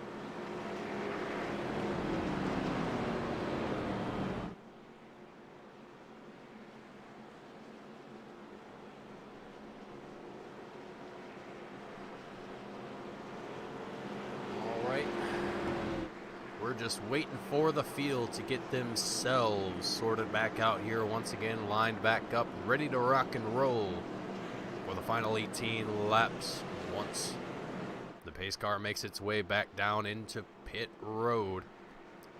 I believe we're going to be making probably 2 more laps around the track here behind the pace car before we see it head back into pit road here, and we have another green flag attempt.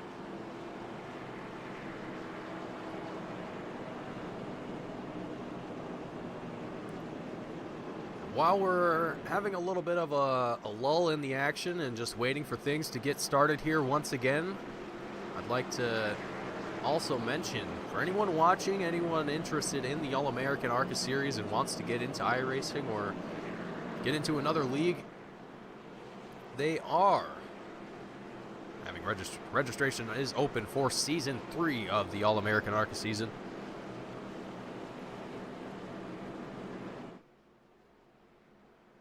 You can check out all their information that we have posted, I believe, down in the description below. Find out more about what they have to offer and if it's something that you would be interested in trying yourself.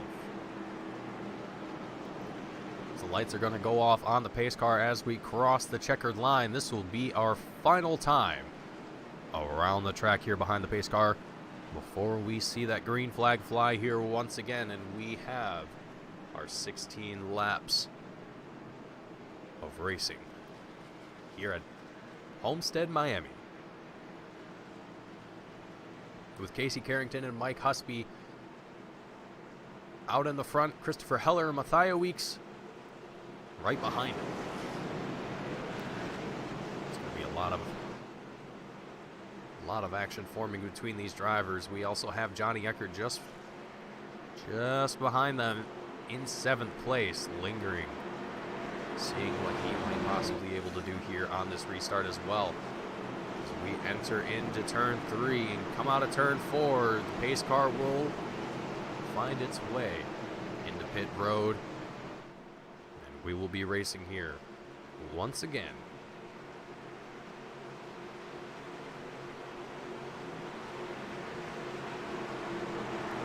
And there it goes. Green flag will fly, and we are racing here once again, and the whole field not letting up an inch, not letting anyone get away from one another. It's the final 15 laps here to go at the Miami 250, presented by BoostPerformance.ca.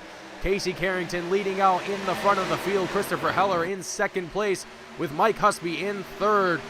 These two drivers, Mike Husby and Christopher Heller, side by side for 2nd place. You can see Christopher Heller down on the bottom line, getting close as he can to Casey Carrington. He's going to find himself going a little bit wider than Casey. Down on the front stretch. Oh, man, Christopher drops down low there, not able to maintain the same speed as Casey. Christopher finding himself, still in 3rd place, and that's going to send a 4th caution flag flying here in our final few laps. Andrew McGrodigal involved in this one here. Let's take a look at exactly what the cause of this incident was here. The 94, you can see in the center of your screen, getting tapped by Johnny Eckert up into, oh no, the 24, I believe that is, or nope, that's the 23 of Zach Roethlisberger, the driver who I was predicting to potentially win this race here tonight, getting involved in a nasty incident.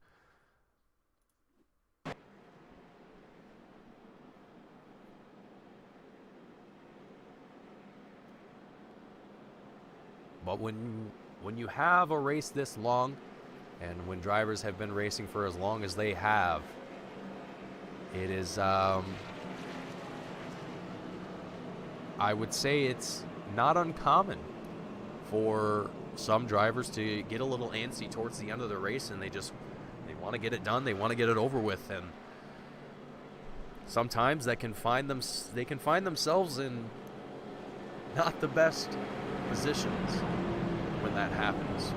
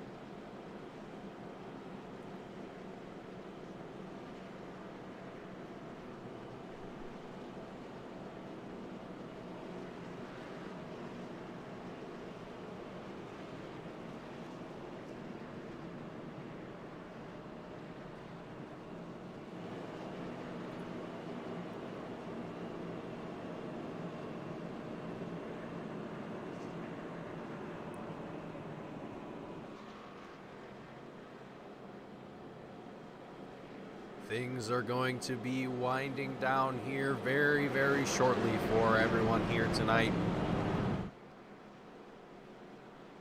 And there's just a short time left for these drivers to make their final attempt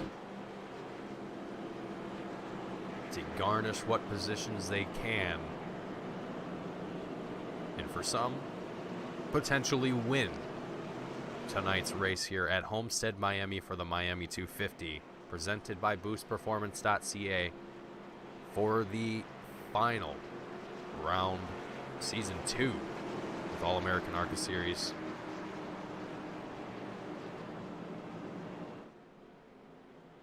Who will end the season on a high note and bring home the win? As the lights go off on the pace car, this will be the final time before we see the green flag fly here once again. And 11 laps left to go. It is going to be a shootout.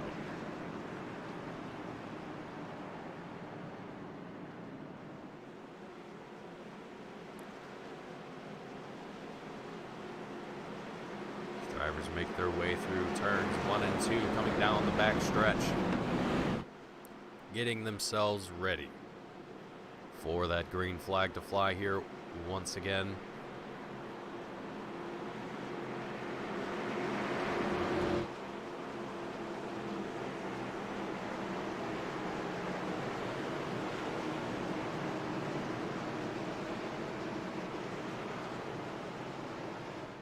Here we go, folks.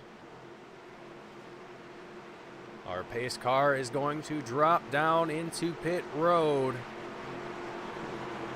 There it goes, and our green flag will fly. Casey Carrington going to take the jump on the field. Christopher Heller going to be left side by side with Mike Husby. Matthias Weeks and Will Barbagalotto behind them, also side by side. A lot of drivers here getting very, very close to one another. Let's take a look back in. Oh, we already have more drivers wrecking. Oh, no. Look at that pile up. Oh, folks.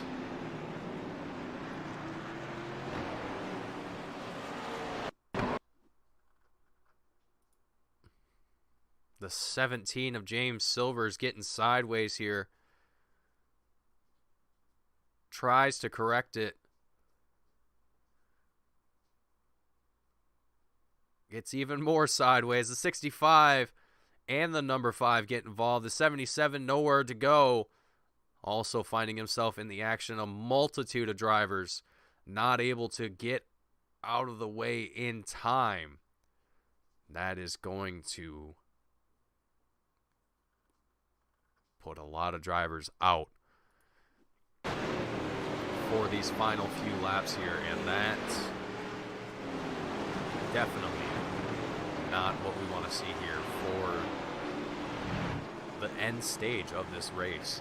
It's definitely can be a little,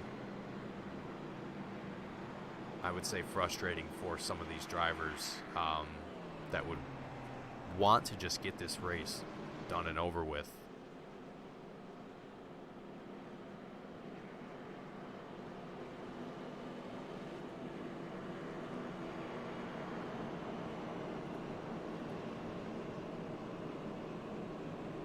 That is going to be our 5th caution for tonight.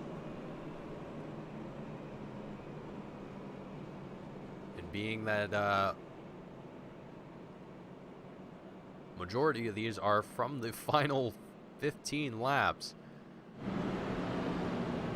it definitely goes to show that the nerves are setting for some of these guys here, and a lot of them just they want to get this race done. Get it over with and get it out of the way.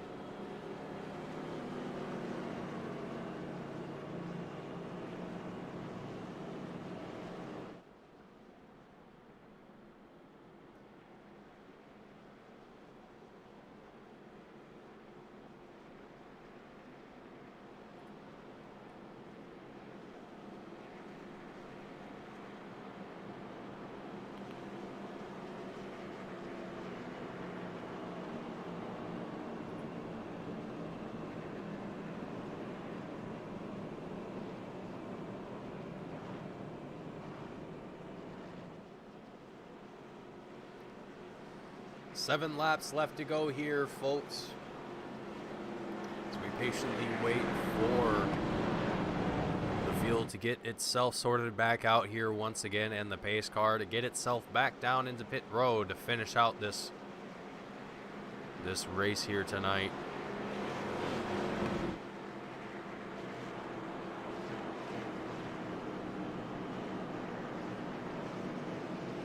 You can see Casey Carrington in the number 9 machine, if you can hear him tapping away at his throttle. He's eager to get this race over with, and it looks like a lot of other drivers are as well. Wiggling away, tapping away at their throttles, eager to finish out these final 7 laps that seem to be the longest part of the race so far. At least to some people.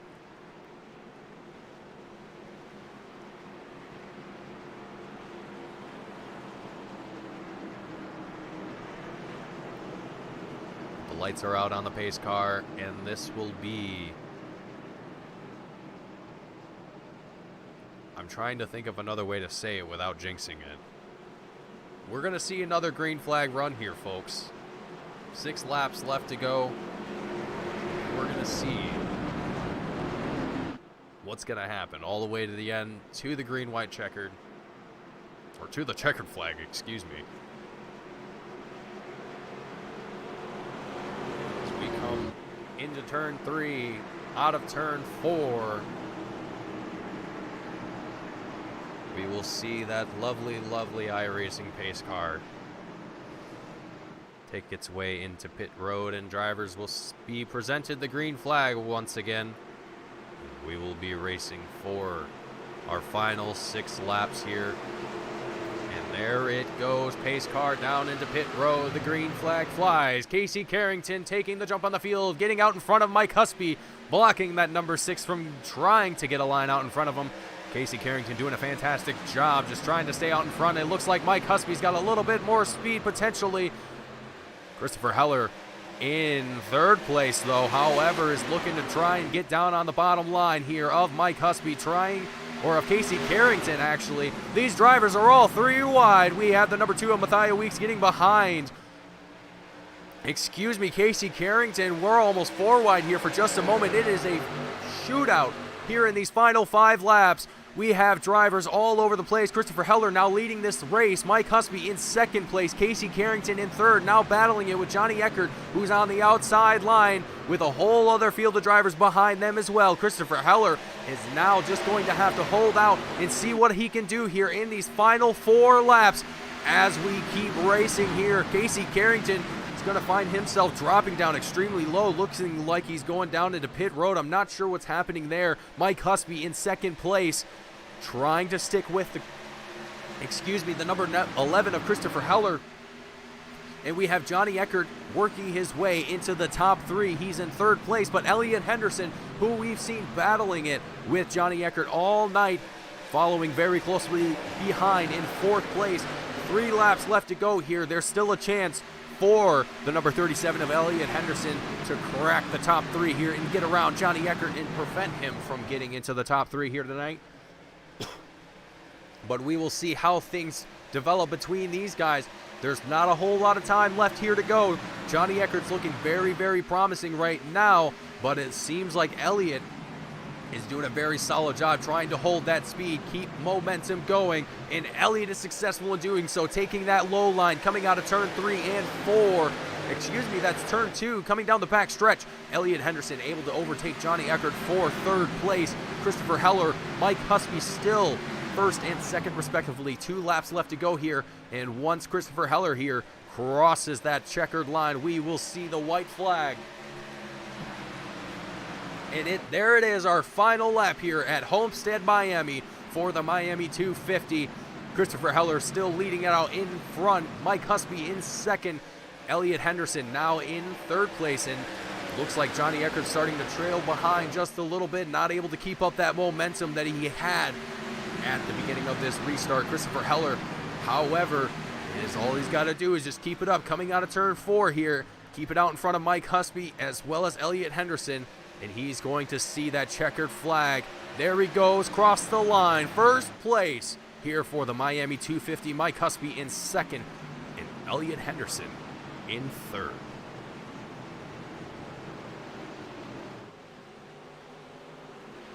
And what a fantastic race here tonight. We had a little bit of a kerfluffle towards the end, but we managed to get it worked out, sort itself out, and allow our drivers to get back on track here in racing.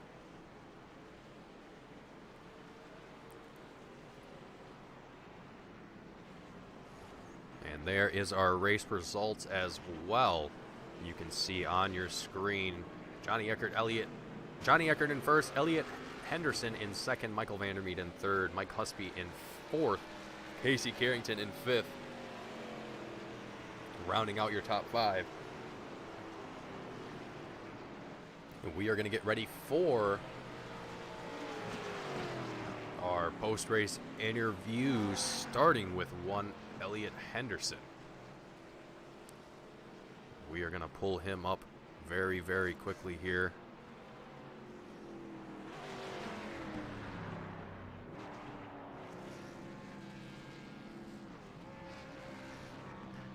All right, let's get Elliott up here for his post-race interview. Elliott, sir, do you have a read?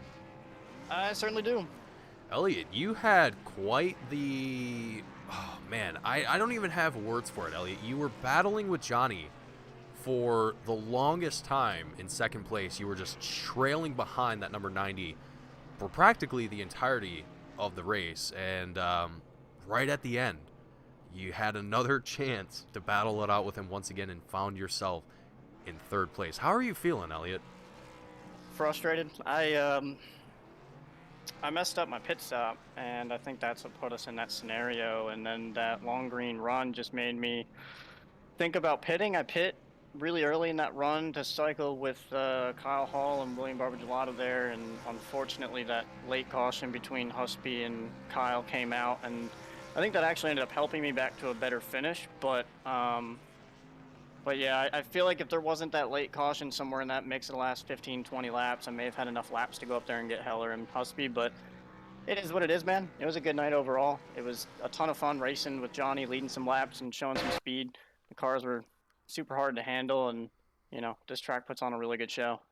Absolutely. It was a great race through and through, and I gotta say, honestly, having that extremely long green flag run and have it be kind of thrown off a little bit by having 4 or 5 cautions towards the end of the race, I'm sure that probably didn't help too much in your favor. I'm sure it let everyone get together once again, but having it happen over and over again definitely probably wasn't too thrilling. But Elliott, given that you came out here tonight, 167 laps here at Homestead-Miami, it was definitely a hard-fought battle, and you definitely earned that third place spot. Now, with that in mind and going forward into 2022, what's giving you mentality-wise, and what are you expecting going into the future? Well, unfortunately, we're not coming back to this series. The other league that I run and actually admin is switching over to Fridays. So, you know, this will be my last run here. So at least we ended on a high note. Teammate Christopher Heller won. I finished third. Had a really good run. Ran top 3 pretty much all race until, you know, all those strategies went awry and I messed up my pit stop and everything. But you know, I see this league going forward really well. I think Casey and Kyle do a great job. I got mixed up on my season K's there for a second. I was trying to say both their names at once. But I think, you know, everyone that puts in effort, Joseph Penn up in race control and everybody, they do a good job to make this league a really fun and competitive league. I know myself, Johnny, Chris, a bunch of us are stepping away. So maybe Mike will probably be your guy that steps up and wins a few of these because he's super fast. But I definitely look forward to seeing how this league goes. Maybe I can run here whenever we have off weeks and stuff because it is super fun and this car is a blast. Absolutely, Elliott. Well, it's great having you here. It's great seeing you racing, and it was awesome having you here for this season. Now, Elliott, before I let you go here and celebrate tonight and enjoy some time away, is there anyone at home, anyone watching the broadcast that you want to give a shout out to or thank before you head out? As always, 2511 Racing, Christopher Heller, Brendan Barkowski wasn't here tonight. Barbara Gelada, who is kind of an Alliance teammate, Eric Kepf, Ashton Lawson, everyone else that runs here, Hunter Mandolinas. You guys for doing the broadcast. I love going back and watching this stuff. I can't wait to see. I know Johnny and I put up a hell of a battle, and it'll be fun to rewatch that because that was a ton of fun, just dogging each other for those 5-10 laps that we had to do it. And like I said, the admin team between Casey, Kyle, anyone else, DJ, Johnny, anyone that helps admin this series because it is a bunch of fun. It gets frustrating at time with the yellow, but a lot of the guys in here are super cool to race around, and they don't have too many egos or anything going on. So I'm probably one of the more egotistical guys in the series. So it's fun to come in here and just have a blast racing around guys that just want to race. So yeah, we'll keep going with it. Absolutely, Elliot. Thank you for coming up here and talking with me in the booth. Congratulations on your third place finish tonight. Elliot, enjoy the rest of your night and enjoy the rest of 2021. Yeah, have a good night. Congrats to Johnny on that championship, by the way. Have a good one, Elliot. Thanks. All right, everyone. That was Elliot Henderson in the number 37, finishing it out third place out of the booth tonight. Up next, we have Mike Husby in the number 6 machine, finishing it out second place. Mike, do you have a read, sir? Yes, I do. Mike, you had quite an interesting race tonight, I would say. Excuse me. It was very interesting to see kind of how the field had changed from each pit cycle. It was very minor, but I was paying attention to the number 6 machine as well as a few other drivers, and it seems like you guys were just playing it smart. You were taking it very, very safe and just saving it until the very, very end. Does that sound correct? Yeah, the main thing, honestly, here is to save tires. So all I did was try and run a consistent pace, and then everybody seemed to keep on coming back to me over the runs, like the long runs especially. And we just played it safe, like you're mentioning, but kind of frustrating into the race there. But I'll take second. Yeah, absolutely. With all the cautions that we saw at the last portion of the race, I'd say the last 20 laps.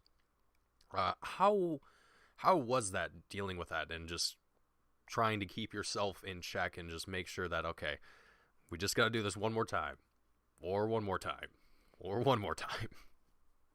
Yeah, it's a very stressful situation as a driver to constantly have to restart, especially side by side with the double file restarts, because so much can happen with who gets a better start. And yeah, I was just trying to time my restarts as perfectly as possible when I was on the outside of Casey, and then after that, I kind of messed up on one of them, and then Heller got by me, so I restarted third, and then from that point, I knew with the inside lane, I'm pretty good on the restarts on the inside, so it went pretty decent. Then we got another caution, so it's just very stressful as a driver to have to constantly have to be 100% perfect on every restart.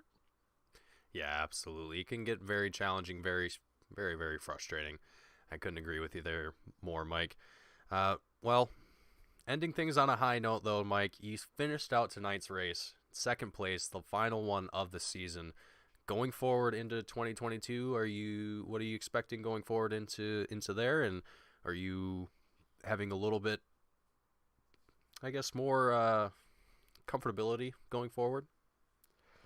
Yeah, it's taken me a few races, but I feel like I'm starting to get a little more comfortable racing around these guys, and yeah, it's as long as the top fives keep coming, wins will eventually. And well, I already won a race last week, but um, the wins will keep on coming too, as long as I stay up there and give myself a chance to win every week. So, I just want to say Casey did a really good job tonight. It's unfortunate that he had to accidentally cross the line there before we got to the start finish line, but he had a really good shot at winning tonight, and it's really unfortunate what happened to him. But good win to Heller as well. He put his car in the right spot at the right time, and just ran out of time myself. Absolutely. Mike, thank you for coming out here and talking with me in the booth and having a great race tonight. Before I let you go here and celebrate second place, is there anyone at home, anyone watching the broadcast that you want to give a shout out to before you head out tonight? Yeah, I just want to say thanks again to Eckert for giving me this opportunity to drive this car and like drive on his team next season.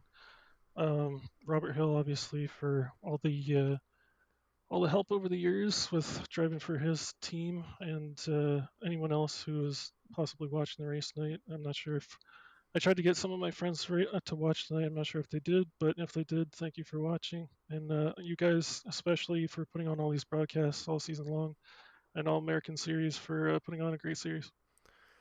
Thank you very much, Mike, for coming out and talking with us tonight. Congratulations on your second place finish tonight. Mike, Thank you very much. look forward to seeing you next season, bud. Thanks. All right, that's Mike Husby in the number 6 out of the booth. Last but not least, Christopher Heller in the number 11, finishing out our race in first place. Chris, sir, do you have a read? I gotcha, man. Chris, you had I would say, quite the interesting race. This was not an easy one to win, and it seems like the number 11 just happened to find itself in the right place at the right time. And this in the final stage of the race, what was it like just trying to deal with all the restarts happening and then managing to find yourself in a position to be able to get out here in first and win tonight's race? Well, I got lucky about 2 restarts ago, or 2 restarts before the final one, I think, something like that. I got really loose off the corner, and I lost literally all momentum. And I thought my race was done right then and there, and I got really, really lucky with the yellow. And then finally I got to the point where that last restart was probably one of the better ones that I had. And then I was able to get up under Casey there, and I just sent it into three wide, and it just stuck.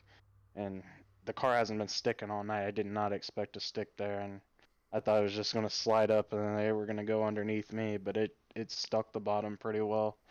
So I guess the tires are right where they needed to be at the right time. Absolutely, Chris. Now, given that we had that long green flag run in the beginning, were you expecting sort of this issue to happen towards the end of the race, or was it kind of just a little bit of uncertainty and just playing things by ear and just hoping that things would work out? Well, I was saving fuel that last run before all those yellows were going on.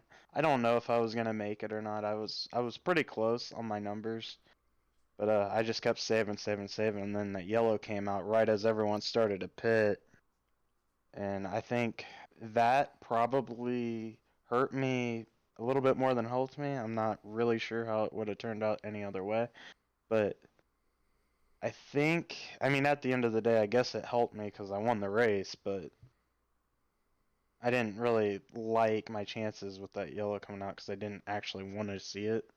I would have rather have everyone else pitted and then the yellow came out, and then I would have trapped a bunch of those guys a lap down. But I don't know. I guess it plays out kind of. You'll have yellows in every series, but this series has been prone to a lot of late race yellows. So I kind of expected to have yellows because of how loose the cars were, but I did not expect to have the long green flag runs that we did tonight. So I'm pretty proud of the series for being able to put on a good show tonight. Yeah, absolutely. You guys did 131 green flag laps. That is fantastic. That is definitely not something that a lot of leagues can say that they do. So yeah, every single one of you guys did a fantastic job here tonight, Chris. And again, congratulations on your first place win tonight, Chris. Before I let you go here tonight and celebrate, is there anyone at home, anyone watching the stream that you want to give a shout out to or thank before you head out and celebrate? Well, first off, I just want to say I've been so close so many times and coming up short trying to win these races, and I finally got a win. So I'm happy about that. I'm proud of myself for being able to do that. But I want to first off thank the team, Elliot Henderson for being here tonight, Barb racing with us as well. We got Brandon watching at home, watching. I think he's hanging out with his girlfriend tonight, so he couldn't race. But I also want to congratulate Johnny Eckert on another championship. just a phenomenal season by him. I feel bad for Casey for having that good run kind of taken away from him at the end there.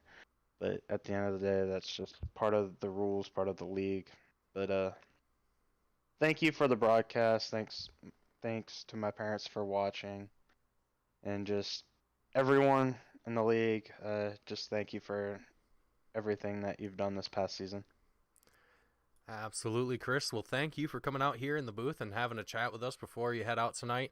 Congratulations on your first place win tonight. And Chris, I look forward to seeing you in future endeavors and hopefully in the 2022 season of All-American ARCA. Yep, I'll see you then. All right, Chris, you have a great night. Yep, later. Alrighty, folks, that is going to be the last of our post-race interviews. I believe we are going to have one quick word with one Johnny Eckert to end off tonight's race. Let's see what Johnny Eckert has to say for us. Johnny, can you read me? Hello. Johnny, I noticed you were in the waiting booth. I wasn't sure if you wanted to have some words to say to All-American ARCA before you depart as a driver and head into the race control booth in 2022 for All-American ARCA. Yeah, well, first off, coming home with the championship has been, it was a great season. Really, really good. Had a great season. It was a rough day, but really excited to bring home another championship and team championship too for my team. And yeah, I'm looking forward to next season. See what's to come. Make the move up to the race control booth. Hopefully next season is even better than this season was, and we'll yeah. Hopefully I'll have left my impression, gained the respect of the drivers on track, and be able to do a good job in the race control booth next season. Absolutely, Johnny, and I gotta say, you did a fantastic job tonight in tonight's race. It's tough to see. You came up just slightly short of the top three in fourth place, but Johnny, you had a heck of a fight out there, and I look forward to seeing you next season in the race control booth, and hopefully get to have a little bit more chats with you next season. Yeah, absolutely. Thanks so much. Appreciate it. Absolutely, Johnny. Congratulations on your championship as well, and hopefully you come back for another one. Yeah, absolutely. I just real quick, I want to thank my team, my teammates, DJ Weeks, Zach Roethlisberger, and David Westergreen, and the subs that we had this season, Mike Husby and Cody McCorkle, for all that they did throughout the season. It's been a pleasure, and I can't thank them enough bringing home another team championship, and hopefully the team will be able to keep it up next season, and keep plugging away. So it'll be a nice move, a new move, new perspective from the racing from my perspective. But yeah, looking forward to next season, and hopefully the team can keep it up. Hopefully Zach will be taking over the 90 next season. We'll be competing for wins, and yeah, it'll be hopefully next season will be fun. All right, Johnny. Good to hear. Great hearing from you tonight, Johnny. Good luck next season, and good luck. Have a good night, and we'll see you next year. Absolutely. Thanks so much. Yeah, absolutely, Johnny. Have a good one. Yeah, you too. Oh, I didn't mean to cut Johnny off there. That was my bad. All right, I think that is going to wrap up our interviews here tonight, folks. That is going to conclude our race here tonight at Homestead-Miami for the Miami 250 presented by BoostPerformance.ca. It has been a fantastic race here for the final race of the Season 2 of 2021 here with All-American ARCA.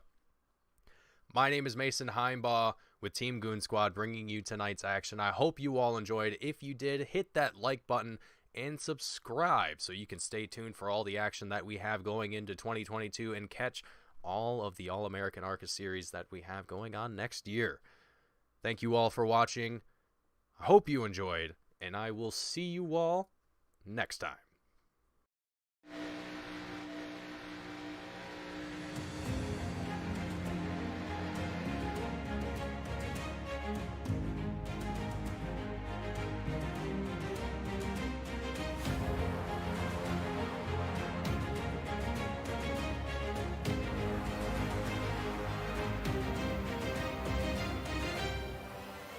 Driver Carrington gets dumped by Benami. The leaders are winding up here.